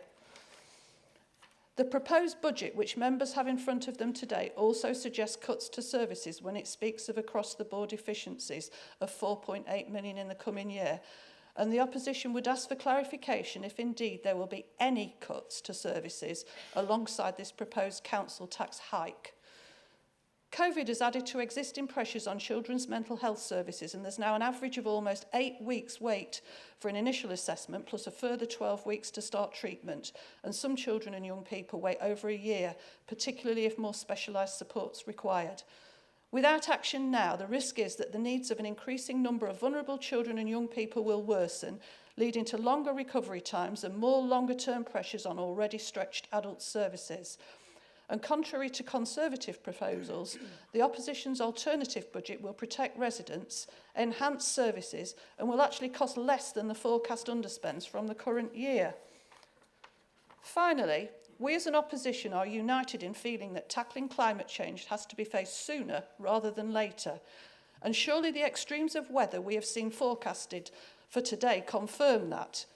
We're warned of the worst wind and rain for decades, that was on BBC News this morning, facing us in the coming hours. Do we really need any more stark reminders of the pressing need to act? The opposition would gently remind Conservative members that it is deeds and not simply words and promises which will enable the battle to stop the catastrophic damage to our environment to begin in earnest. I finish by saying that in reality, I'm not expecting any Conservative members to pay any heed to my words today. Even within a year, I've learnt that one. Yeah, and it's great to hear that. But I'm going to say it anyway because it's right, and I'm speaking up for the people of Lincolnshire here. It's important, though, that the people of Lincolnshire are made aware that there is a choice not to impose the hike in council tax the Conservatives are proposing in their budget today, or to cut services. And that as an opposition, we've presented you with that fairer option today and that alternative choice. Thank you very much. Thank you, Councillor Lee. Thank you. Right, I will now move on to speakers, to other speakers. Councillor Spratt, I called you first before, so over to you. Thank you, Mr. Chairman. I'll turn my hearing aids back on now. Well, the question I posed to this council in September, who was it going to be, the Deputy Leader of the Opposition or Deputy Leader of the Labour Party? Now, I'm very upset that Councillor Parker's ill, of course, and I'm very upset that my friend Councillor Dilks is poorly. But we have the answer today. We have the answer. Councillor Baxter has usurped Councillor Dilks. Councillor Dilks has usurped Councillor Lee. So, it's your turn today, Councillor. And you was on the spot. I wondered what happened behind closed doors. I would have loved to have been a fly on the wall. Shall I lead today, or do you want to lead today? And when Councillor Lee said a minute ago, a united opposition, I looked at some of the faces.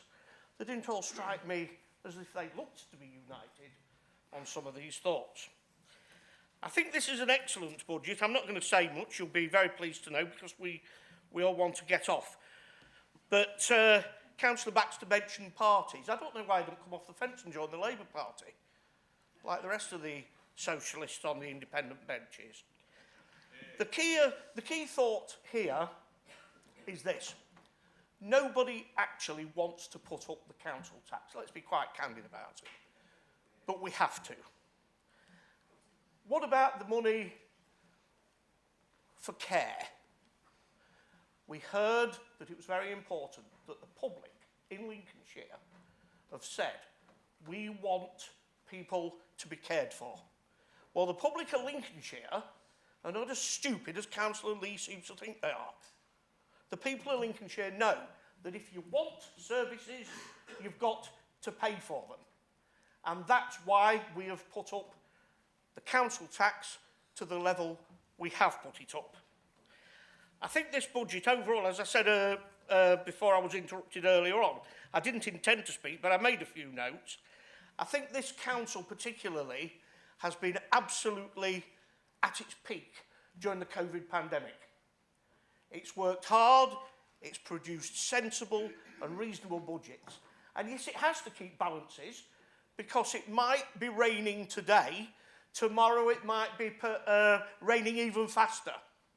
And we've got to be very sensible and very careful. And I do agree with what the leader said about devolution. The powers that Lincolnshire County Council have exerted during this pandemic in terms of intervention in the economy have kept the economy going, and they've kept the council tax lower than perhaps it might otherwise have been. If we have a sensible devolution settlement and more money, then I think this council can do even better than it does now. And so I therefore support this motion and am against the amendment. Thank you, Councillor Spratt. Thank you, Councillor Spratt. Right, I'll move to Councillor Skinner now. Councillor Paul Skinner. Thank you, Chairman, and what a delight it is to be back in this chamber. I will very definitely be supporting the Leader's motion. It is a good budget. I'm a little bit concerned what I'm hearing from over the other side. I think we have something called audit and scrutiny, which the other members actually get a chance to put their points of view in at. So to say that people haven't been consulted, really off the wall. The energy versus food bit that was mentioned, really, we do need to look after the good parts of Lincolnshire that pride themselves and provide a significant amount of food to our nation. Something mentioned on mental health, I believe that's the NHS. Really, really disturbed to hear from that it thinks it's part of our county function. Really pleased to hear about the A16 Levelling Up Fund, Boston to Spalding. This will improve connectivity within our area and through the Food Valley to Boston Docks, which are hoping to become the food port of England. The sub-region was delighted to support the county bid with the data that we'd collected, but it's the power within that bid is the additional plans that will open up our area and develop our economy and develop Lincolnshire. Thank you. Thank you, Councillor Skinner. I now have Councillor Tricia Bradwell who would like to speak. Councillor Tricia Bradwell, OBE. Oh, thank you, Mr. Chairman. Just a few words, really. Obviously, we've heard from the other side that we shouldn't be putting up the council tax, but I've been here a number of years, and all the time I've been a councillor, we have always been one of the lowest funded councils in the country. However, we've always managed to provide good services to the people of Lincolnshire. And I think that's something that as councillors we should be proud of. If you look at other local authorities, go down south to Surrey, you go up to North Yorkshire and that, they all get more funding per person than we do. And it's not that we haven't lobbied for years, we have. I think what broke the camel's back was last year losing the £12 million for rural roads. And again, if we don't get that this year, that is going to cause a problem, because we know, as Richard said, the rural roads do come further down the list because not so many people use them, but those residents still need to get out and about. So, you know, it is serious for us. We've also got the adult care problems as well, and people have mentioned about COVID, and we have seen more people requiring our services. So I would support this budget. I've just got one thing further to say, though, to Councillor Baxter. The funding for children's mental health comes from health, and we provide the services and arrange the services for children, but actually that we are now lobbying the CCG because we know that we need additional funding to clear this backlog of young people who require, you know, mental health services. And I know the Director of Children's Services, she sits on a committee and they're meeting this next week and will be, you know, putting pressure on them, because it isn't up to the county council to provide that money, it is up to health. But we are working very strongly to get that money for these young people. So, as I say, Mr. Chairman, I support our budget this side, and I would have hoped that some people might join us when we've explained the situation that we're in. Thank you, Councillor Bradwell. I now got Councillor Kev Clark indicated. Thank you, Chairman. I don't intend to repeat the brilliant good points that Councillor Lee and Councillor Baxter brought up, but I do want to address some of the information given by the authority over the budget, i.e., hang on, put these on so I can see it. We have faced significant reductions in government funding and continue to experience growing cost pressures. What happened to the fair funding seems only applies to some councils. The £12 million slash from the highway budget, response from the government. We are disappointed local taxpayers are again being left to foot the bill, especially when the government raises billions each year through fuel duty and tax. Seems the plan of the government is to cut in funding from some councils and expect the councils themselves to raise the funds needed via resident taxes. And on top of this, the residents have the increase in fuel and food bills, not to mention the highest inflation in over 30 years. Thank you. Thank you, Councillor Clark. I now have Councillor Marfleet who would like to speak. Councillor Marfleet. Morning, Chairman. Thank you. Yes, we've got rising costs. In effect, this council tax rise is of sort of two parts. One part, which is adults, which is a 3% rise. Adults has and does perform well. It gives a great service to many people that need that service. The one thing, though, with adults is that it is there for everybody. And as we get moving with the reforms of adults' social care, we need to be in shape. And actually, this money allows us not only to provide a quality service, but to get into shape for the future. The other part is basically 1.99% rise, which is for every other service, buses, highways, business, children's. And actually, when you look at it like that, it is a very small rise for a tremendous amount of services that we provide. Yes, we've run short on highways funding from government, but we adapt to that and we will move on. There was two schemes that unfortunately our leader didn't mention in the highway schemes, which hopefully will happen this year.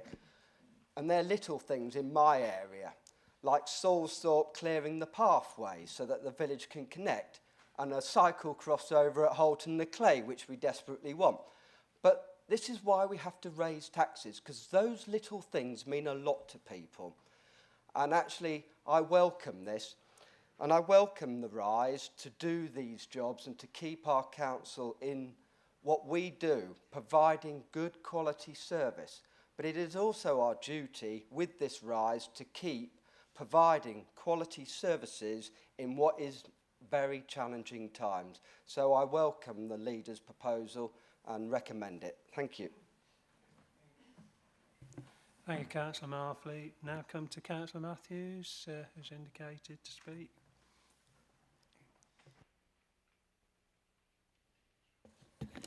Thank you very much, Chair. I'm fully supportive of Councillor Hill's budget. I think it's an excellent budget, but I did want to make the following points. I think the amendment has got some merit. It's good that it shows some thinking about what might happen. And indeed, I just wanted to point out that the bullet points about the Green Master Plan project I've already raised within the Agricultural Working Party B, because I think there is a way that we can benefit from the Green Master Plan working on our own estate. So I just thought, you know, it's interesting we're thinking in similar ways. It's just that we've moved that forward, or we're moving that forward. It was the Executive Director Resources S151 Officer Commentary that particularly caught my eye. And I wonder if someone in the chamber could explain this to me, perhaps someone who understands. It says, reducing the amount of revenue collected from council tax will mean the funding will not be available for future years. Maintaining the level of service spend proposed in this amendment by using reserves is unlikely to be sustainable in the longer term. Now that sounds fairly horrid to me. It sounds like we're talking about 3 million, but in fact it's 3 million over 3 years, which is £9 million plus. And I realise that if we don't collect taxes, we are failing in our duty of care to the persons of Lincolnshire who are vulnerable or find themselves in difficult circumstances, because we will not as a council have the wherewithal to meet our duty of care and be able to support them. So I think the amendment has got some interesting ideas, but I don't think it sways the proposal that we have a sensible budget that allows us to provide our services and pay our bills. Thank you, Chair. Thank you, Councillor Matthews. Right, I now come to Councillor and Mrs Wendy Bowkett. Did you indicate? Got your name? Oh, okay. I've got you down as having indicated. Councillor Mrs Jackie Brockway. Thank you, Chairman. First of all, can I say thank you to the two lead speakers, Councillor Hill and Councillor Baxter, for presenting the budget proposal so carefully. And I have to say, Councillor Baxter, for you to have to do that as a new councillor must be a very difficult thing, and so congratulations. Okay. It's very interesting that fundamentally we're all saying the same thing, which is that we should keep taxes down. And when a Conservative group, which is the traditional low taxation party, says that taxes need to go up, I think that that needs to be looked at very carefully, because if that's the case, there must be a real need. We know that costs are going to go up substantially, so if we don't have this tax increase in place, it means that services will have to be cut. So it's not a case of giving more money to the residents if we actually follow the amendment, which I agree with Councillor Matthews has much credit in it. It's not a case of giving more. Fundamentally, in the end, it will take money away, because the cut to the base budget over time is too serious and too much for us to consider as a group. The big worry for me in all this, and I say this every single year, I think I've stood up and said this every budget day since I've been here, is that we put the budget out for scrutiny and for consultation over a long period of time, but the amendments come to us on the day of council. So I've got half a page here asking me to vote for 6.45 million with no scrutiny, no consultation, no thought, which obviously I can't do. So I would just suggest that in years going forward, a suggestion I make every year, bring this into the consultations way before today's date. So, I mean, I thank everybody for the very considered, very responsible, professional budget that's been put forward, and the professional thoughts that have come forward from you as well, Councillor. I'm going to vote for the budget and against your amendment, but I do respect it. Thank you. Thank you, Councillor Brockway. We go on to Councillor Tom Ashton now. Councillor Ashton. Thank you very much, Mr Chairman. I'm very happy to speak in support of the budget and against the amendment. It is a good budget, it is a balanced budget, it is a budget which protects our highways, it is a budget which protects our care services, it is a budget which delivers for Lincolnshire. And I share the views and sentiments expressed by colleagues that no one wishes to increase the burden on our council taxpayers, and no one ever does so lightly. But we cannot always reach for the magic money tree of the reserve, which it is the luxury of opposition groups in this council, and I think in every council, to reach for to spend money on their given project in any given year. Because once those reserves are spent, they can't be spent twice.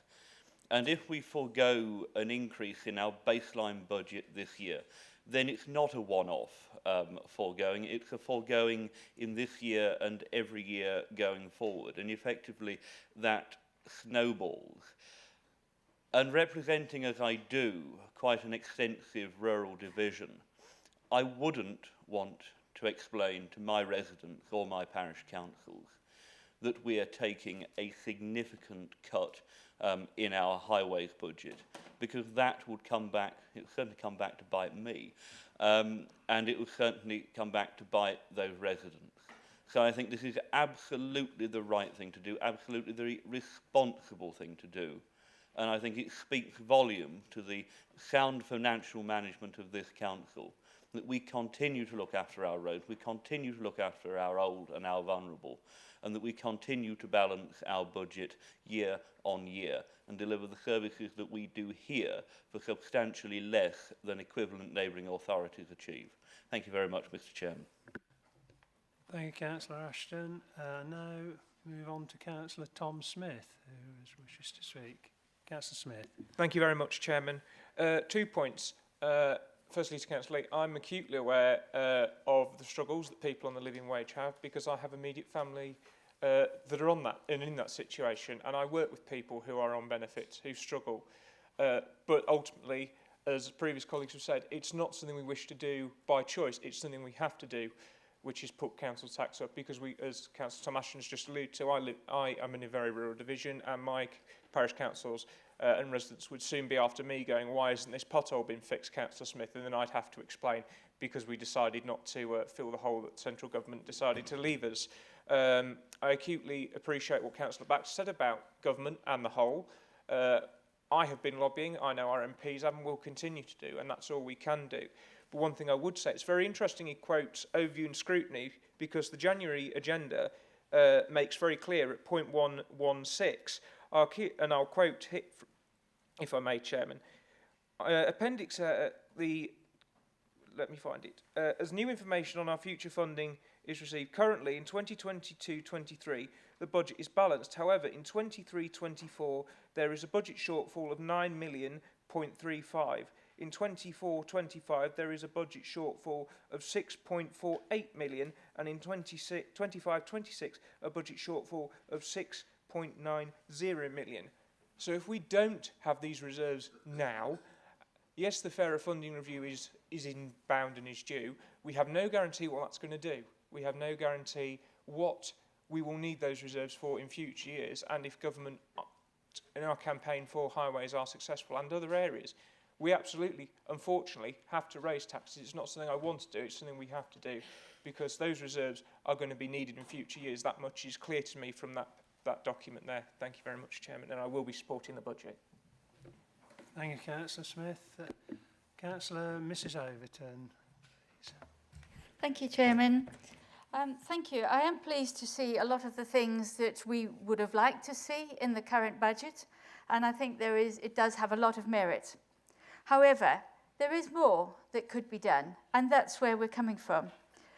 The point about consultation was public consultation. I think Councillor Skinner said that some consultation had been done, but what we were talking about was the public consultation on that extra 2%, which is being, well, 1.9%, which is being proposed now. The point is about the principle. What we're saying is that if the county council has had an increasing reserve developed over last year and this, perhaps it's a time to rethink whether we quite need to call on all of that increase that we originally thought we needed to. I think the situation is slightly better than was expected. And that's where we're coming from. If we are putting in money, people know that the council has reserves, and they won't want to see us not using them if we can use them. And the important point, I think, also about this is it has some things that are much needed. We all know about mental health care, particularly for children. It's so important. It's getting attention at the right time is life-changing for those young people. And that's why it's absolutely critical. And if we can put a bit more in, under the power of well-being that our councils have, and indeed we provide the service, if we can put a bit more in, no matter who is the original person required to provide the funding, a little bit more will make a significant difference to the lives of those young people. On the roads, our proposal does protect the roads, because in my area it will be no doubt like yours. There are significant damages which are causing accidents, in my opinion, or certainly creating a risk of accidents. If there's large potholes at the edge of the road and bicycles going along and the cars are overtaking, you've got a serious risk, in my opinion. And the footpath, for example, between Leadenham and Wellbourne, where children walk to school, it's about a foot wide. It's not good enough. Looking at the statistics that I raised earlier, and I have got the figures open in front of me from the Department of Transport, the unclassified roads, we've got 29% that need looking at, that need repair. That's a lot. And that, I think, is a serious risk to our residents that they expect to see. So whilst we feel that we've always managed with being the poorest county council in the country, actually, I'm not sure all the residents would agree. Councillor Overton, Thank you. if we get up to the time. Thank you. I move on now to Councillor Tom Dyer. Thank you very much, Mr. Chairman. And despite the central government reduction in our highways funding, I welcome the steps being taken to ensure that we protect our highways funding as much as possible. Our highway network is critical for our residents, and it doesn't matter if you're a motorist, pedestrian, cyclist, or even a keen rail user like Councillor Baxter is, and I'm pleased that you're on time today. We all use our highway network, and at some point, it is clearly a priority for our residents.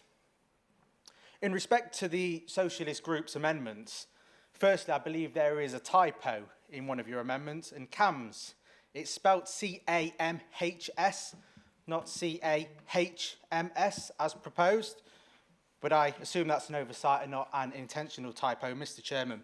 And just covering some of the points made within the speeches, I recently visited the Juventus Centre in Market Deeping, and it's a great facility, and actually it's quite a large facility with lots of open space. And the redesign scheme is actually making the most of that open space there at that facility. And even after those changes are made, it's still very spacious. So actually, I think value for money-wise, I think it made sense to make the most out of that space that we have, rather than building another centre at this stage. But I do hear it's still highly popular, and long may it continue. In respect to the points made by Comrade Lee, regarding the council's level of reserves, I'm pretty sure as a percentage of reserves in council budget, it's very similar to the City of Lincoln Council actually, but obviously the county council is much larger, but as a percentage of spend it is very similar. And the City Council have reserves for volatility and business rate volatility. So actually what you're suggesting here, perhaps speak to your friends over the road, because they're holding millions of pounds in reserves as well, Councillor Lee. I'm sure you're aware of that. And then climate change. And I welcome some of these proposals, and they are interesting, and I'll come on to those. But I'd expect more. Councillor Overton, you went to COP. You used all that fuel and carbon emissions to get up there. And is that all you've got? Is that all you've got, Councillor Overton? 2 visits.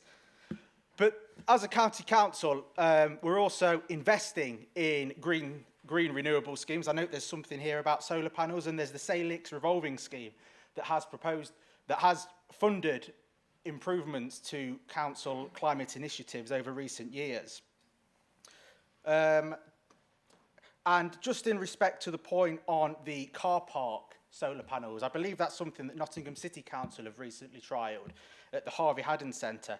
Perhaps, Councillor Baxter, it would be more appropriate to raise that with Councillor Davey outside of this meeting so that it can be investigated properly. Hang on, Councillor Dyer. Councillor Lee's got a point of order. Yeah, point of order, Chair. My title is Councillor Lee. Like everybody else in this chamber, I've been elected as a councillor, and I think there's really no need for anybody to stoop to the level of personal comments and attacks. Thank you. Okay.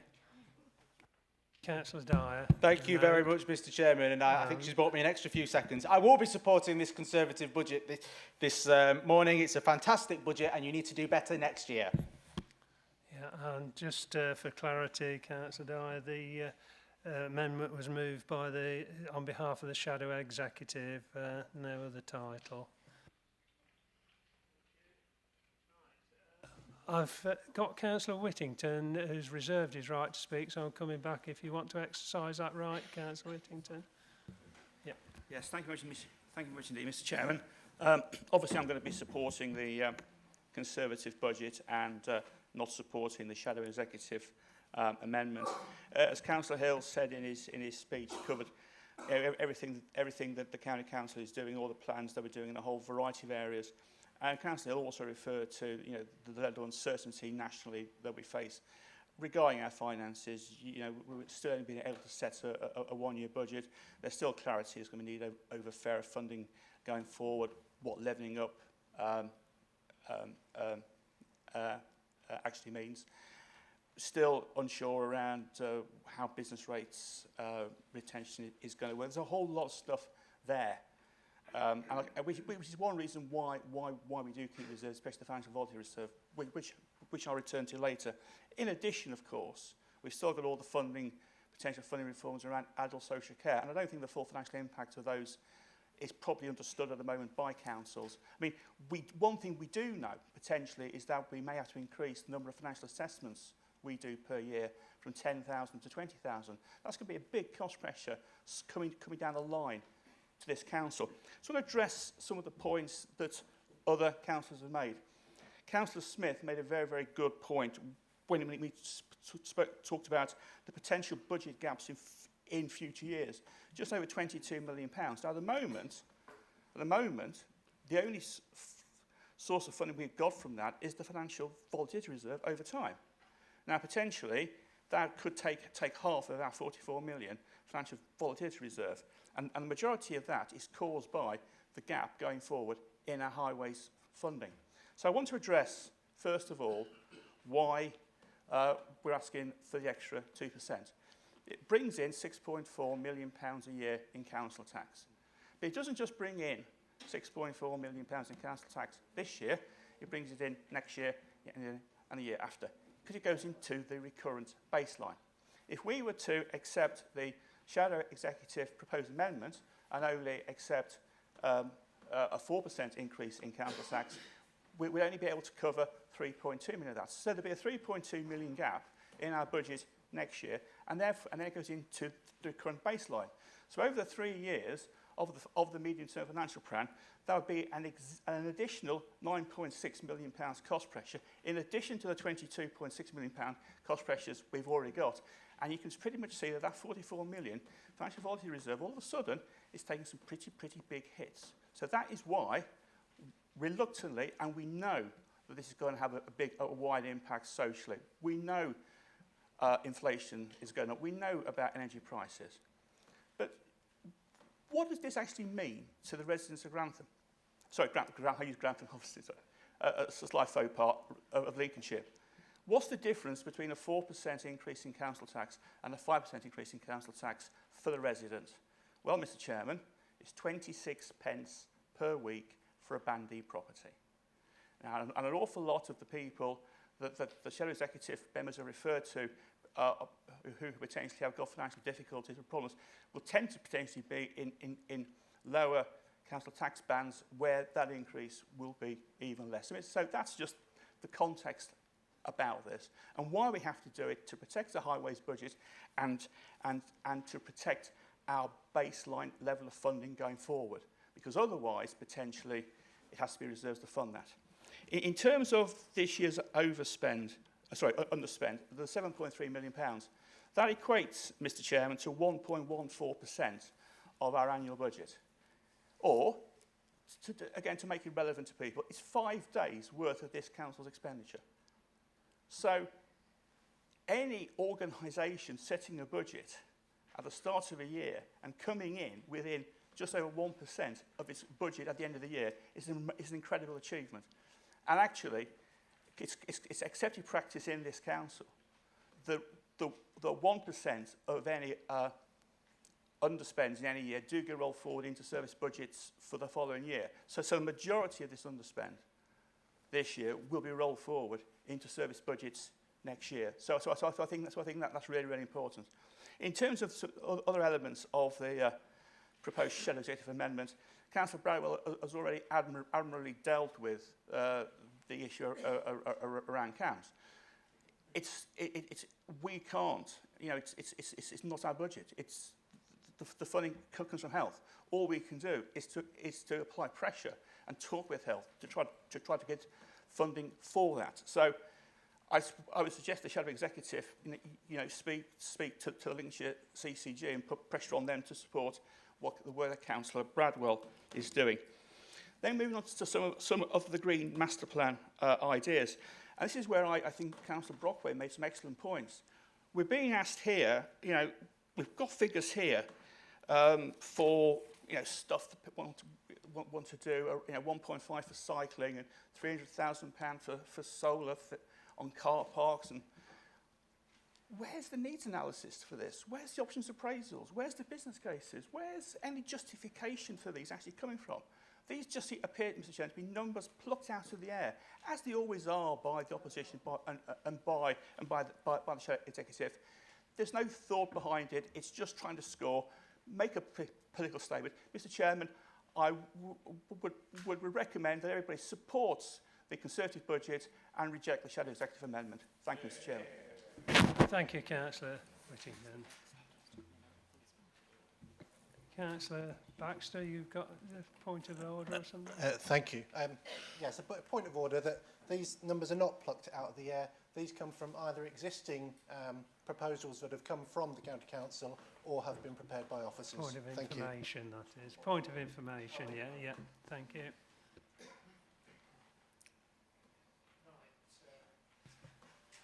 We'll move on then to Councillor Hill. Would you like to respond? I would, Chairman. First of all, I'd like to thank all members for the debate and actually welcome an alternative budget, because it's important that we are given the opportunity to, through debate, to look at these issues and then vote upon them. I think I would just like to correct one thing that Councillor Lee said, where she said since 2016 the cuts have kept on coming. I think that's quite accurate. I think what local government would say is that although we've had more money, the more money we've had has not kept pace with the increased demand, particularly for adult care. So I think that's the case. Even with highways, it is true to say the government several years ago raised the amount it was giving for highways maintenance, and that it is higher now than it was. It's probably back down to 2016 levels. So I think I think that is the situation. And of course, we shouldn't forget, of course, which I mentioned in my speech, the £100 million which the government made available to this council and similar amounts to other councils across the country to actually protect services and protect this council as well. And that also explains part of the underspend which was referred to in adult care, because some of that £100 million was for care services, and some of that, the money is one-off money. So in future years, some of the money we are currently spending on adult care will have to be covered from the council. And I think that brings me on to an issue about the difference between one-off spending, one-off pressures, and what is in the base budget. And it is quite correct, yes, there was no public consultation much on the proposed increase, further increase of 2% on council tax. The dilemma we know we face here is that we still haven't had the highway settlement from government. We're assuming we're not going to get any more money, but frankly we don't know, and it really would be helpful if we knew that in the first place before making a decision.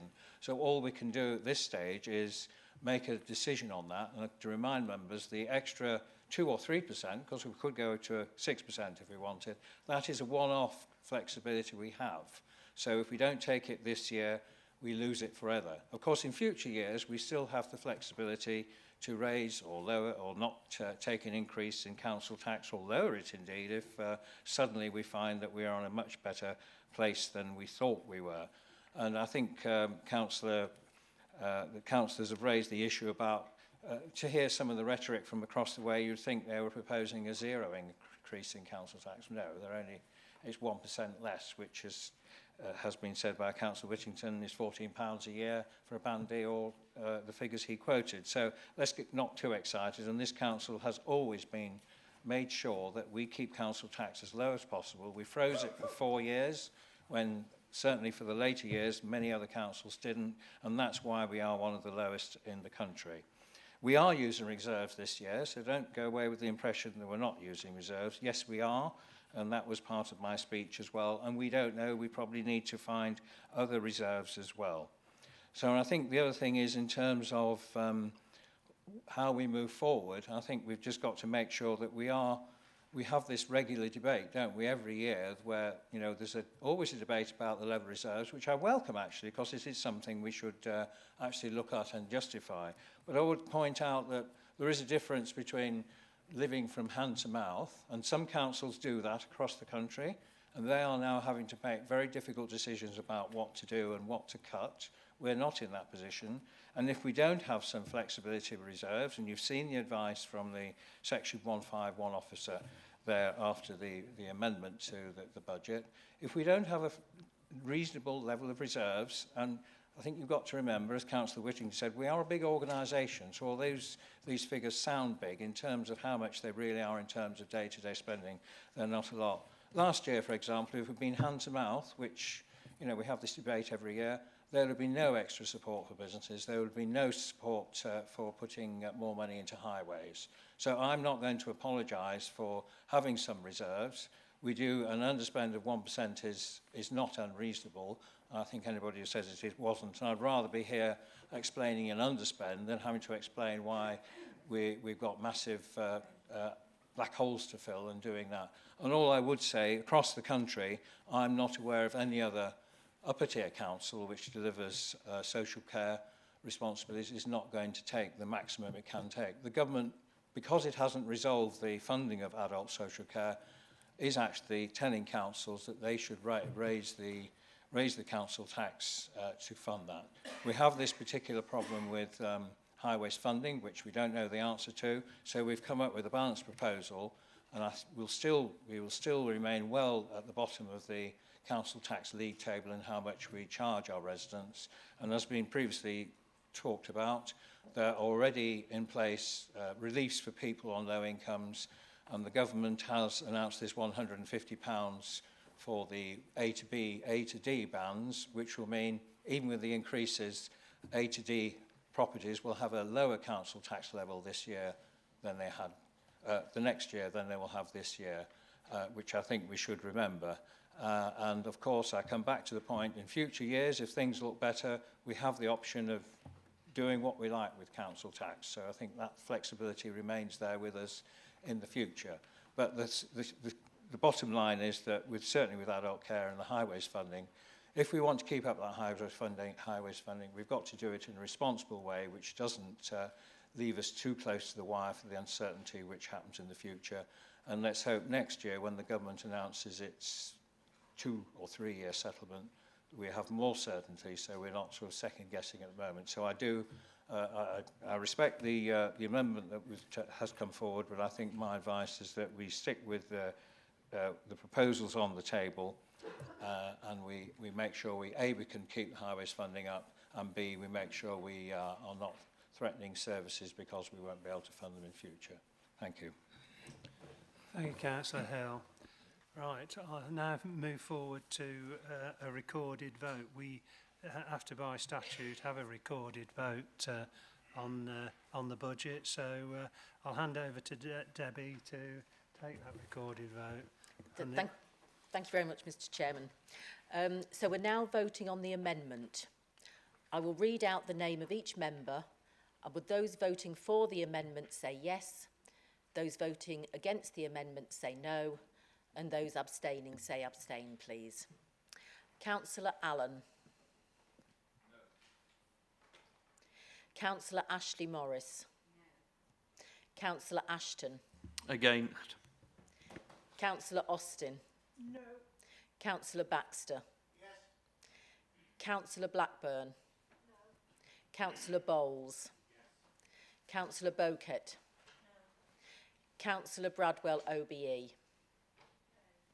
Councillor Brockway. No. Councillor Brooks. No.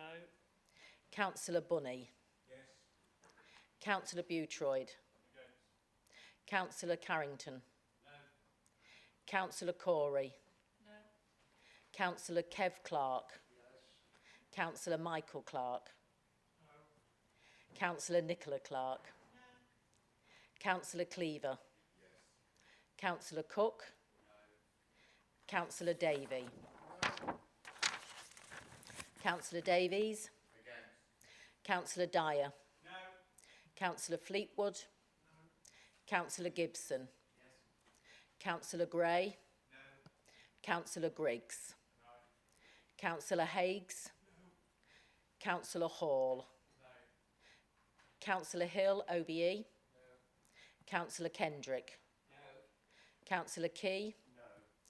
Councillor Mrs Killy. Yes. Councillor King. Yes. Councillor Lee? Yes. Councillor Macy? No. Councillor Marfleet? Against. Councillor Matthews? No. Councillor Morn? No. Councillor McNally? No. Councillor Mrs Overton OBE? Oh, sorry, MBE. 4. Agreed. Thank you. Sorry. Councillor Pepper? No. Councillor Pepperton Williams? No. Councillor Mrs Rawlings? No. Councillor Sear? Councillor Skinner? No. Councillor Smith? Against. Councillor Sneath? Councillor Spratt? No. Councillor Stokes? No. Councillor Strengle? No. Councillor Thompson? No. Councillor Whittington? No. Councillor Mrs Woolley? No. Councillor Linda Wotton? No. Councillor Ray Wotton? No. Councillor Wright? No. And Councillor Young?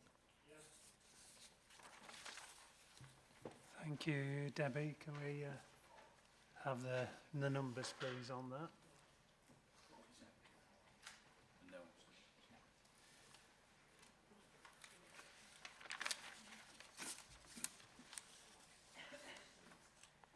There are 11 votes for yes, 47 no, no abstentions, so the amendment is lost. Okay. I now move on to a recorded vote again on the Conservative group motion, and over to Debbie again. Thank you very much. So I will now read out the voting for the motion, please. I will read out the name of each member, with those voting for the substantive motion say yes, those voting against the substantive motion say no, and those abstaining say abstain, please. Councillor Allen? Yes. Councillor Ashley Morris? Yes. Councillor Ashton? 4. Councillor Austin? Yes. Councillor Baxter? No. Councillor Blackburn? Yes. Councillor Bowles? Councillor Mrs Boquet? Yes. Councillor Mrs Bradwell OBE? Yes. Councillor Mrs Brockway? Yes. Councillor Brooks? Yes. Councillor Bunny? No. Councillor Boutroyd? Yes. Councillor Carrington? Yes. Councillor Corey? Yes. Councillor Kev Clark? No. Councillor Michael Clark? Thank you.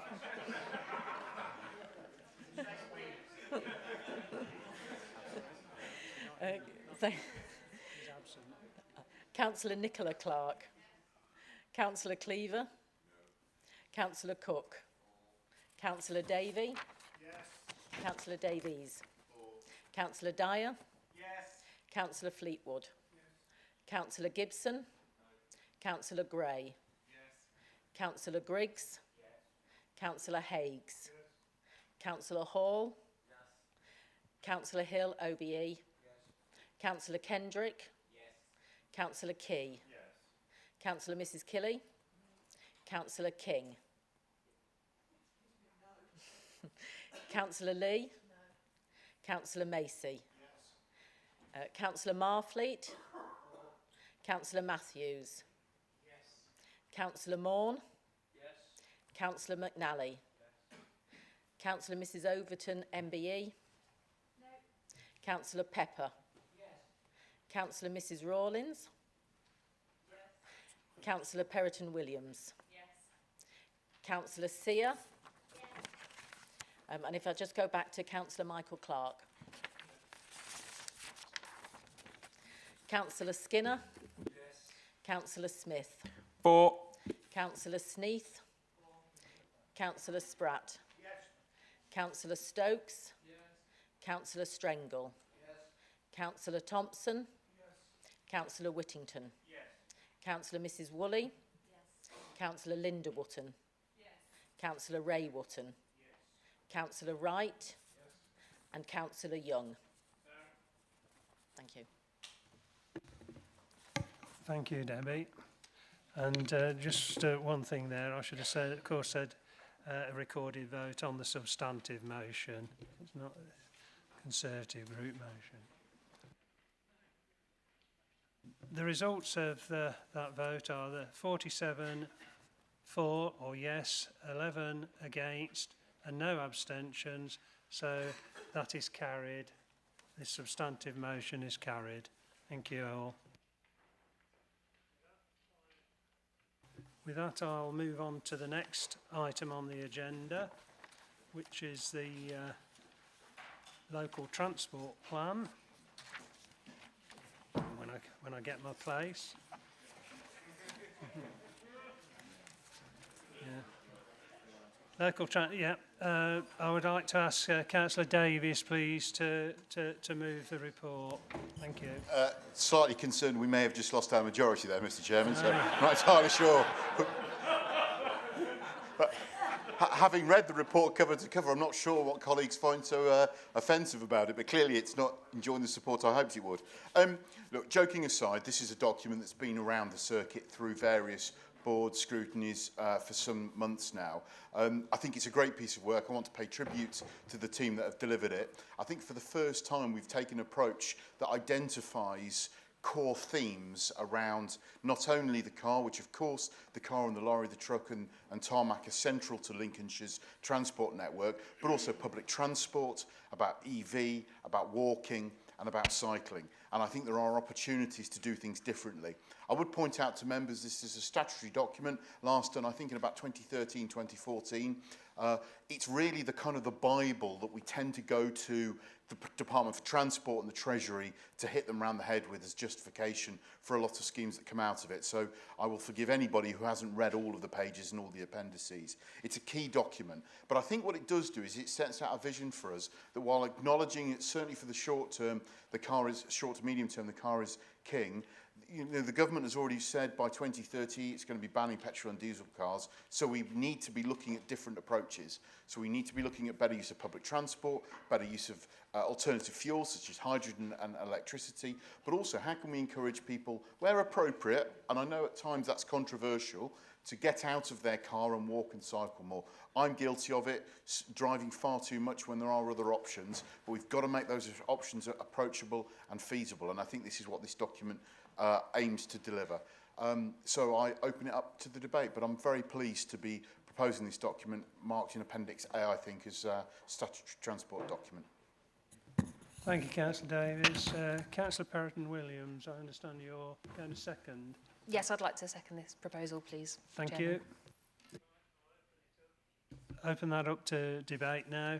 Councillor Mrs Overton, MBE. Thank you very much, Chairman. Thank you for this document. I have to say, when I opened it, coming, as was mentioned earlier, hot from COP26, excited about the discussions that have been going on about just how much councils can do to really make a difference. Our own services are only 1% impact, but we influence at least 30% of the emissions in our area. That's a big responsibility. So I thought, great, we've passed the motion at Lincolnshire some time ago. Lincolnshire County Council passed the emergency climate motion. This will be full of good stuff. But I found that it wasn't a step change enough as I would like to see. I felt I was still reading the same proposals that had been put forward many years ago. In the responses that came up is about many people have raised the importance of quality of life. Many have raised the issues of climate change. But the primary objective stated for this document remains economic development, transport to allow more housing, more industry, yes, and more traffic and more air pollution, more building. So I'm thinking that I'd really like to see next time, and I accept that this is probably, I did put in a very thorough response. I hasten to add, this isn't a last-minute thing. I did respond in good time after a number of discussions with colleagues. We put forward a whole paper, which we presented. And in fact, if anybody would like to look on the website, it's also on the Lincolnshire Independent's website on the bottom of the front page. But I think the key points that I'm coming from is that we do want, the primary aim should be about tackling climate change and improving quality of life. I think the sentiment is there. I'd just like to see it really bold. The clear ambition to reduce the impact of traffic in our communities. You ask my villagers what they bothered about with transport. That's what it is. Big, lumbering, increasing numbers of lorries speeding through villages on damaged roads. That's what they're bothered about. It should be in this plan, tackling that. Include an objective to eliminate damaging air quality in Lincolnshire and provide safe routes for active travel within 15 minutes. If most of our services were within 15 minutes of where we live, we'd do really well. Include natural capital and biodiversity, and the need to demonstrate how the growth is really going to meet the target of net zero in Lincolnshire. Thank you. Thank you, Mrs Overton.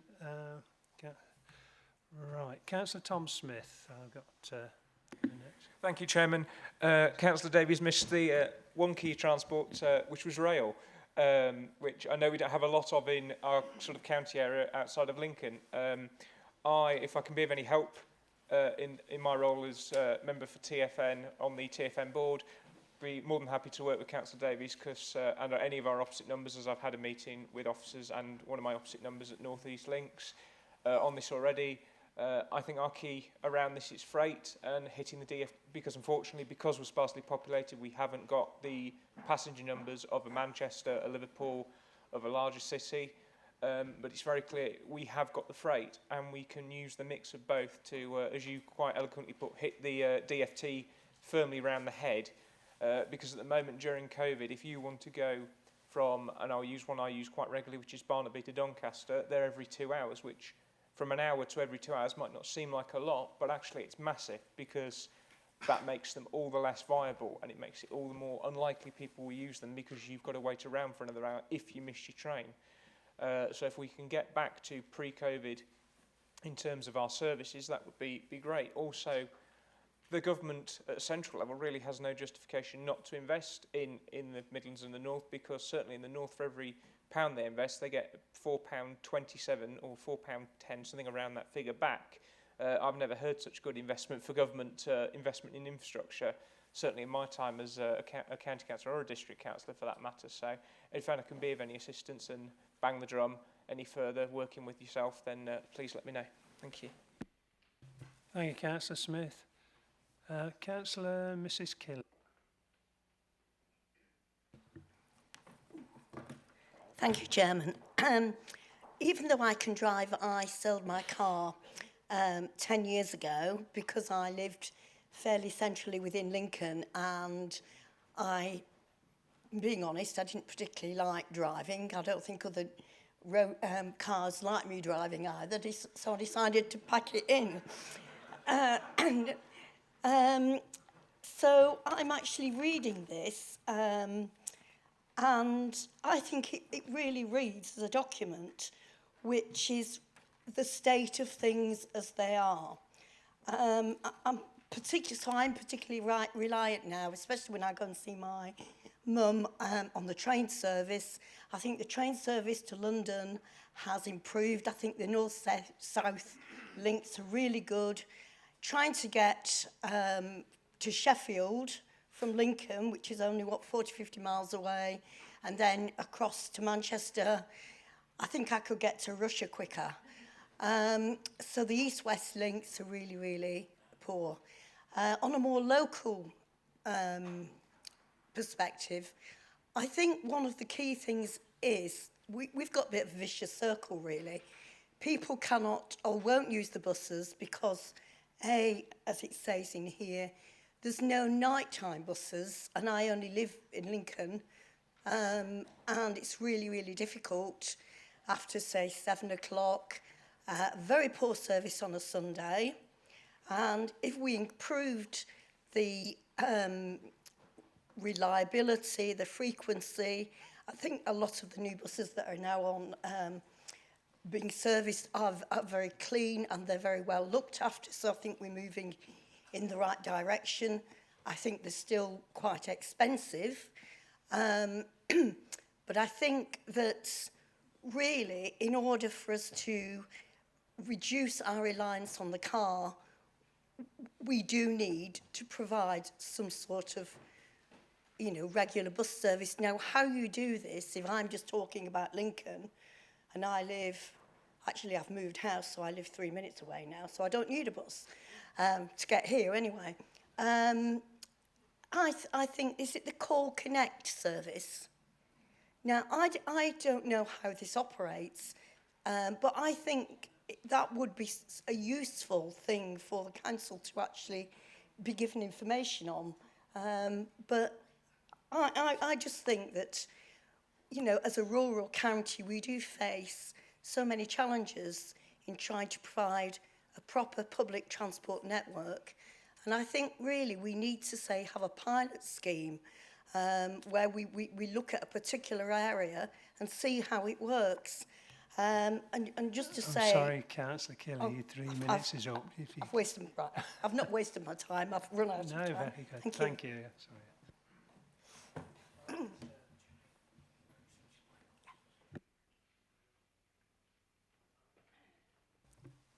Councillor Alison Austin would like to speak. Alison. Thank you, Chairman. I have already accepted this transport strategy in scrutiny, but I just want to highlight 2 points. Within this strategy, at one point, there was a list of the rating, shall we say, of the economic development, economic performance of places, and it made regrettable inequality. The further a town is from a good road network, the less the good the economic performance. And I think that is something that we must try and address it's not going to be overnight, but in future decades, as it disadvantages these towns even further. And hearing our last speaker talk about Call Connect, it is there, but of course it is a poor substitute for a timetabled service. Thank you. I am supporting this, even so. Thank you, Councillor Austin. Now come back to Councillor Perrotton-Williams. You reserved your right to speak. Do you want to? I'm absolutely fine, thank you, Chairman. Thank you. Therefore, I'll go back to Councillor Richard Davis to sum up. Oh, sorry, Councillor Clark. No, I've already stood up. Sorry, Kenneth. We hadn't picked that one up. Sorry, Councillor Clark.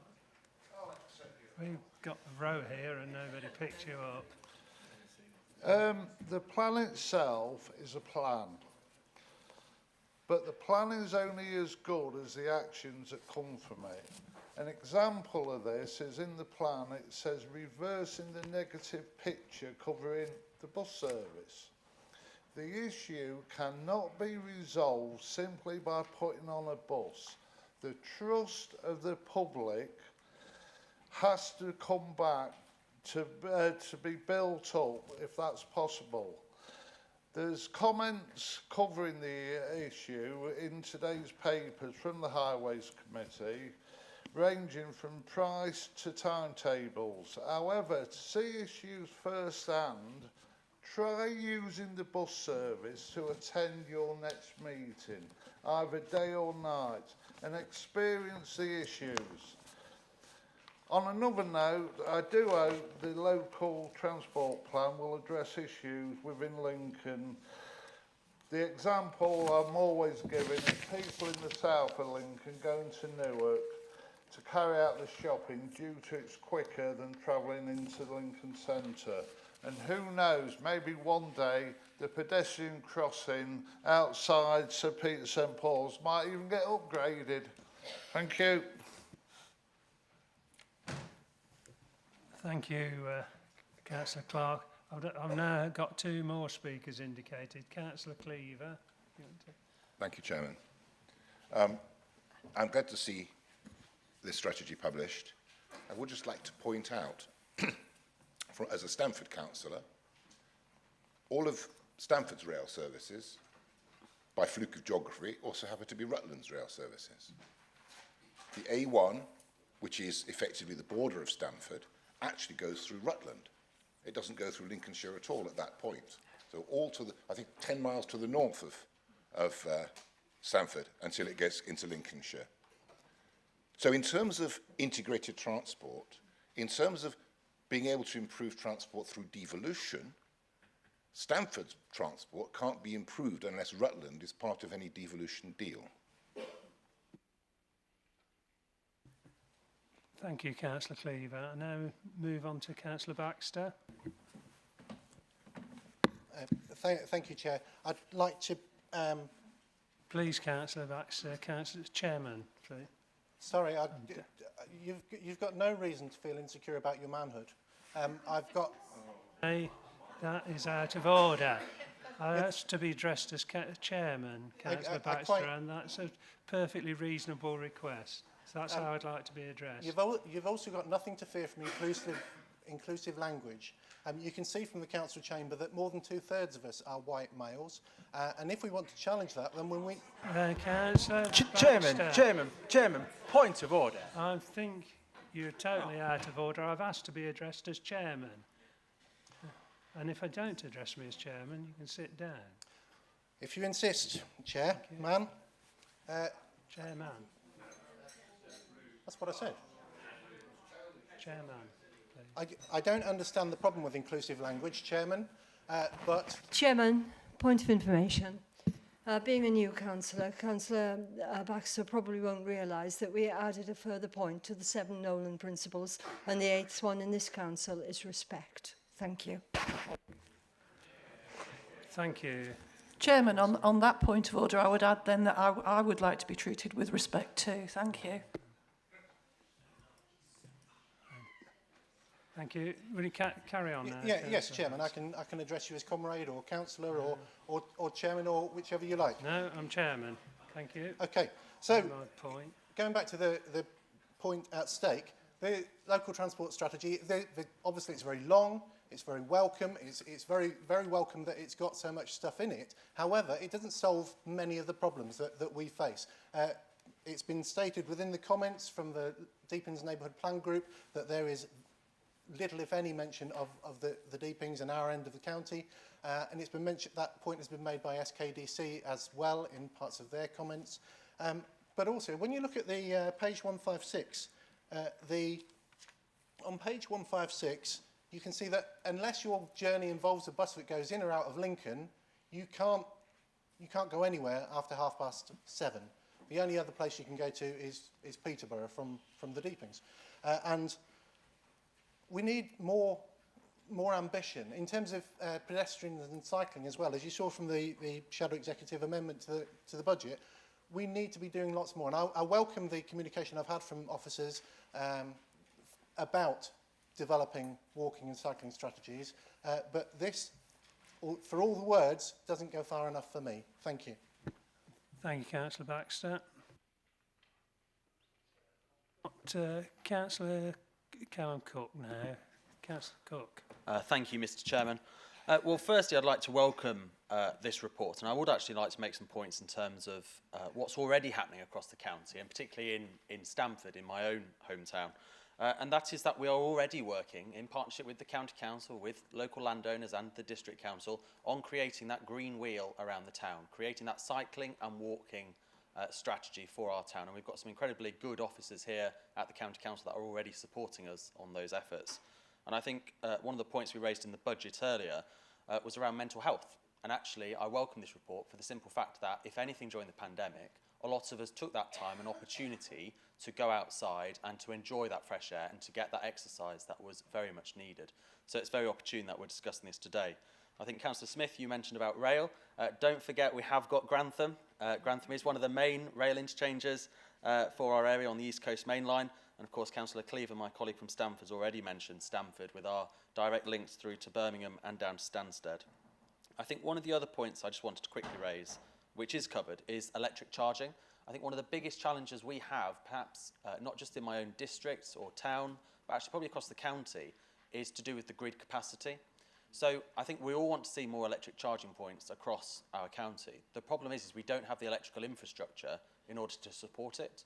So for us, we've installed charging points in Stamford, in Grantham, and in the Deepings. But they just simply, we can't put faster charging points in because the national grid do not have the capacity on the network. So that's something that I know that the County Council will no doubt want to influence as well moving forwards. And I think a lot of this as well is it's about our fair share of funding. So again, it comes back to what we're talking about in the budget. You know, the more money we can get out of government, and this is why a devolution deal is so key, is so that we have the influence, but we also then have the budget to further enhance our plans, including what we're agreeing on today. So I'm very much in support and will be supporting it in full. Thank you, Councillor Cook. Councillor Martin Hill, OBE. Yes, Chairman, just briefly on rail, we had an East Midlands Council meeting last week, and there is a concern that obviously with the cancellation of the eastern leg of HS2, that will need a reconfiguration of the rail network. And although initially it was thought it was a good news, there is a risk because they want to have fast trains from Leeds down to London. There could be a reduction in stops at Grantham and other Newark and on the East Coast main line. So I'd just like to point that out, and the council probably does need to address that issue, because the last thing we want is fewer stops in Grantham. Thank you, Councillor Hill. Right, I'm coming back to Councillor Richard Davies now to sum up. Thank you, Mr. Chairman. Just to sum up, that was a worthwhile debate. Thank you. Just a few points I've picked up on there. Firstly, from Councillor Mrs. Overton, OBE, or MBE, sorry, I'm doing it now. No, you're right. The primary role of this document is not climate change. And I think if I was sat in your local pub in Navenby and was to say that the Highways Authority's primary role was to reduce carbon, I suspect the good people there would probably throw me out on the street. That's not what we're here to do. It is a secondary objective about what a Highways and Transport Authorities to do. And as you hear from everybody else in the chamber, they want to see people moving around more effectively and more efficiently. Congratulations, Councillor Smith. You win the Golden Beer because you picked up on the intentional mistake I made in not mentioning the rail strategy. And it's interesting, isn't it, that compared to even last year, that's coming up a lot more in our discussions. The work that I do as a member of Transport for the East Midlands pulls in Rutland, actually, Councillor Cleaver, which is very interesting because their objectives sit very nicely together with ours in terms of those east-west connectivity issues, particularly I think Councillor Kelly mentioned. And moving on to Councillor Cook's point about funding, one of the pieces of information that's come out of the work with the Transport for the East Midlands Board, which is, as the leader has suggested, part of the East Midlands Council work, is how badly funded East Midlands Transport is compared to West Midlands. It's approximately 60p in the pound in terms of comparative, and I think we need to do more to drive through our message. And I have to say, working collectively, I think we can do that. Very quickly, in terms of night buses, have been mentioned a few times. I absolutely support that, and I think one of the things that's going to come out of BSIP is a more intense pressure on the local operators, because I would remind colleagues that on the whole, we don't run buses, we don't run trains, we can only influence and subsidise to a point. And I would agree in terms of Councillor Clark. I, on occasion, travel up to Lincoln on the bus from where I am in deepest, darkest Lincolnshire, and it's not always an easy experience, and we can do more. And I think building on some of the comments from scrutiny, I think the appearance, availability and comfort of buses is one of those things that's going to make a real difference. I think in summary, I do ask that you support this report. It is by no means perfect, and I have some sympathy with Councillor Baxter in terms of ambition. I think sometimes we're perhaps in Lincolnshire a little overly cautious, and I think in times we can perhaps reach a bit higher. But I don't think it's fair to present the opportunity here as something where we can be all things to all people, because at the end of the day, this report fundamentally comes down to funding. And unfortunately, while we are so underfunded compared to other areas, promising too much and then failing to deliver, I think would set us up in a bad view in terms of how the public view us. But, you know, I made an offer when you first joined the council, I repeat it, to come down to the People's Republic of the Deepings and have further meetings with you guys and look at what we can do there to make sure your voters don't feel excluded from this process.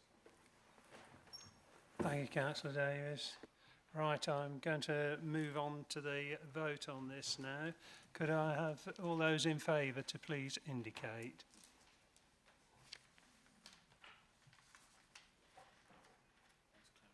Yeah, it's clearly carried, but anybody against, just for the record, or any abstentions?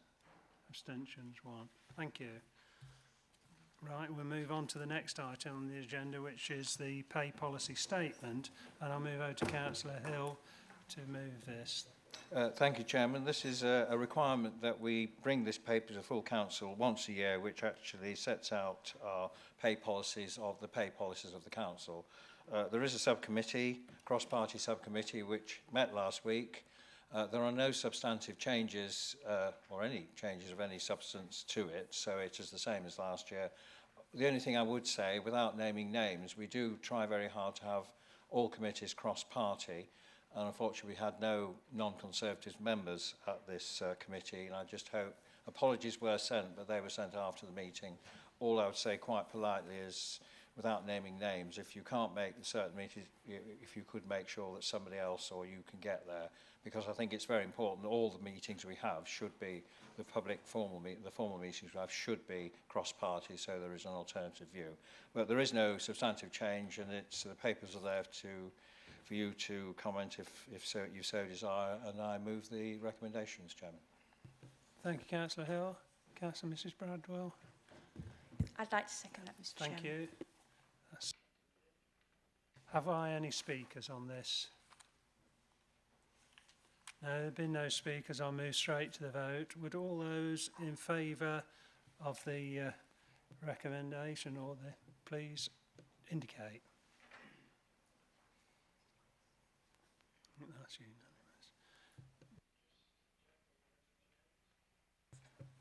unanimous. No, against? Just to check, didn't need to, no, it's in no, unanimous, that is. No, I was checking that it was unanimous, thank you. So that's carried clearly.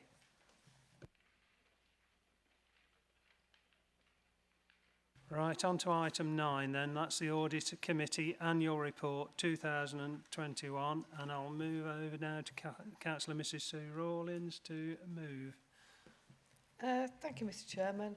I just, this is our opportunity from the Audit Committee to present full council with our annual report and give a summation of the work we've undertaken actually during a period in excess of 12 months due to not bringing this to the December full council purely to so we were in line with the external auditor's report which is appended to this particular document.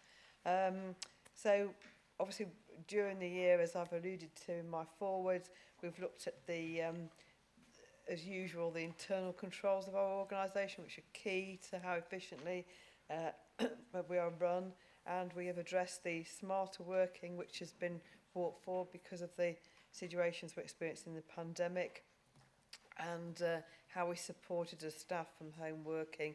And I think at one stage we did have 4,000 people taking advantage of that. And obviously, we're going to drive that forward into the smarter working proposals that the council have, which is a separate development. And also, we've looked again at that around the risks of recruiting and retaining staff and technology issues as those move forward. Other members today have alluded to the changes in the adult social care proposals, both coming out of central government and in terms of the funding of those, which are going to be key controls we have to put in to make sure that the council's finances are protected. And also that we, as we've debated earlier today, looking at the council's overall financial resilience, which is extremely important. And again, keeping an eye on counter-fraud arrangements and the ever need to remain vigilant. And as an overall importance is looking at the governance of the authority as well, and that we do have strong financial management, and those are all addressed in our report here, and obviously backed up by the work of our internal and external auditors with the external auditors report appended. So I'd just like to take this opportunity to thank all the members of our committee who have worked hard during the period concerned, and all our directors who have contributed to our meetings and answered our questions very frankly and openly, and to everyone for the support in this process. So thank you once again. Thank you, Councillor Rawlins. I now come on to Councillor Allen, I believe, to second. Thank you, Chairman. Can I endorse Councillor Rawlings' comments and second the proposal? Thank you.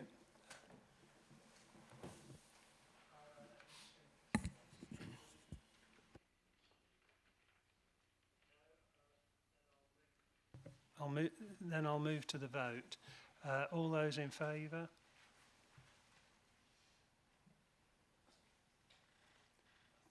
I think everybody's hands are up, but just to check, is there any against before I say it's unanimous or abstaining?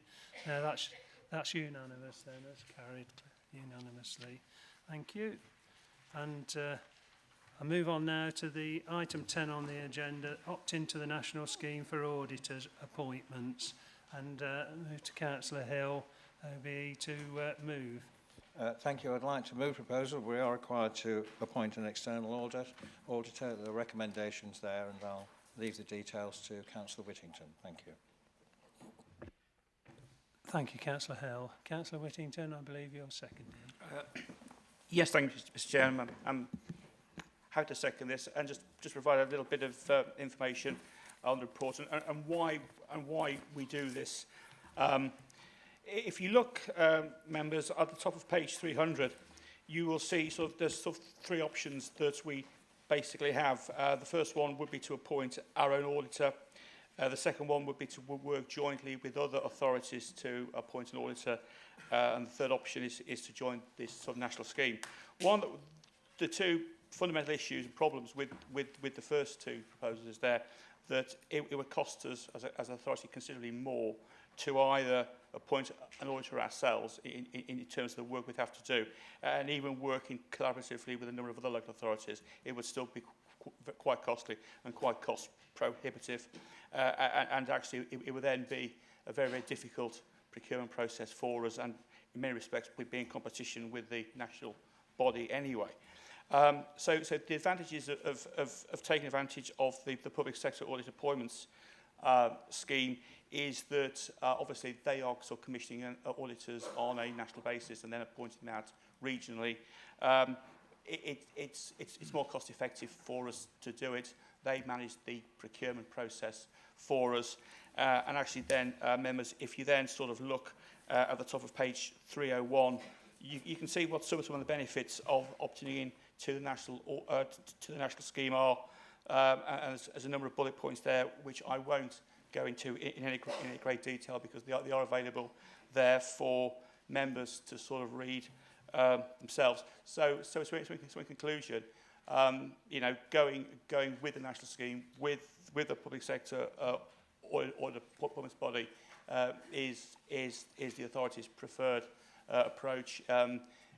It worked well with our when we were members previously, and hopefully the council will support the recommendation this morning. Thank you, Mr. Chairman. Thank you, Councillor Whittington. Do I have any speakers on this? Anyone wishing to speak? No. I'll move straight to the vote then. Would all those in favour of the report please indicate?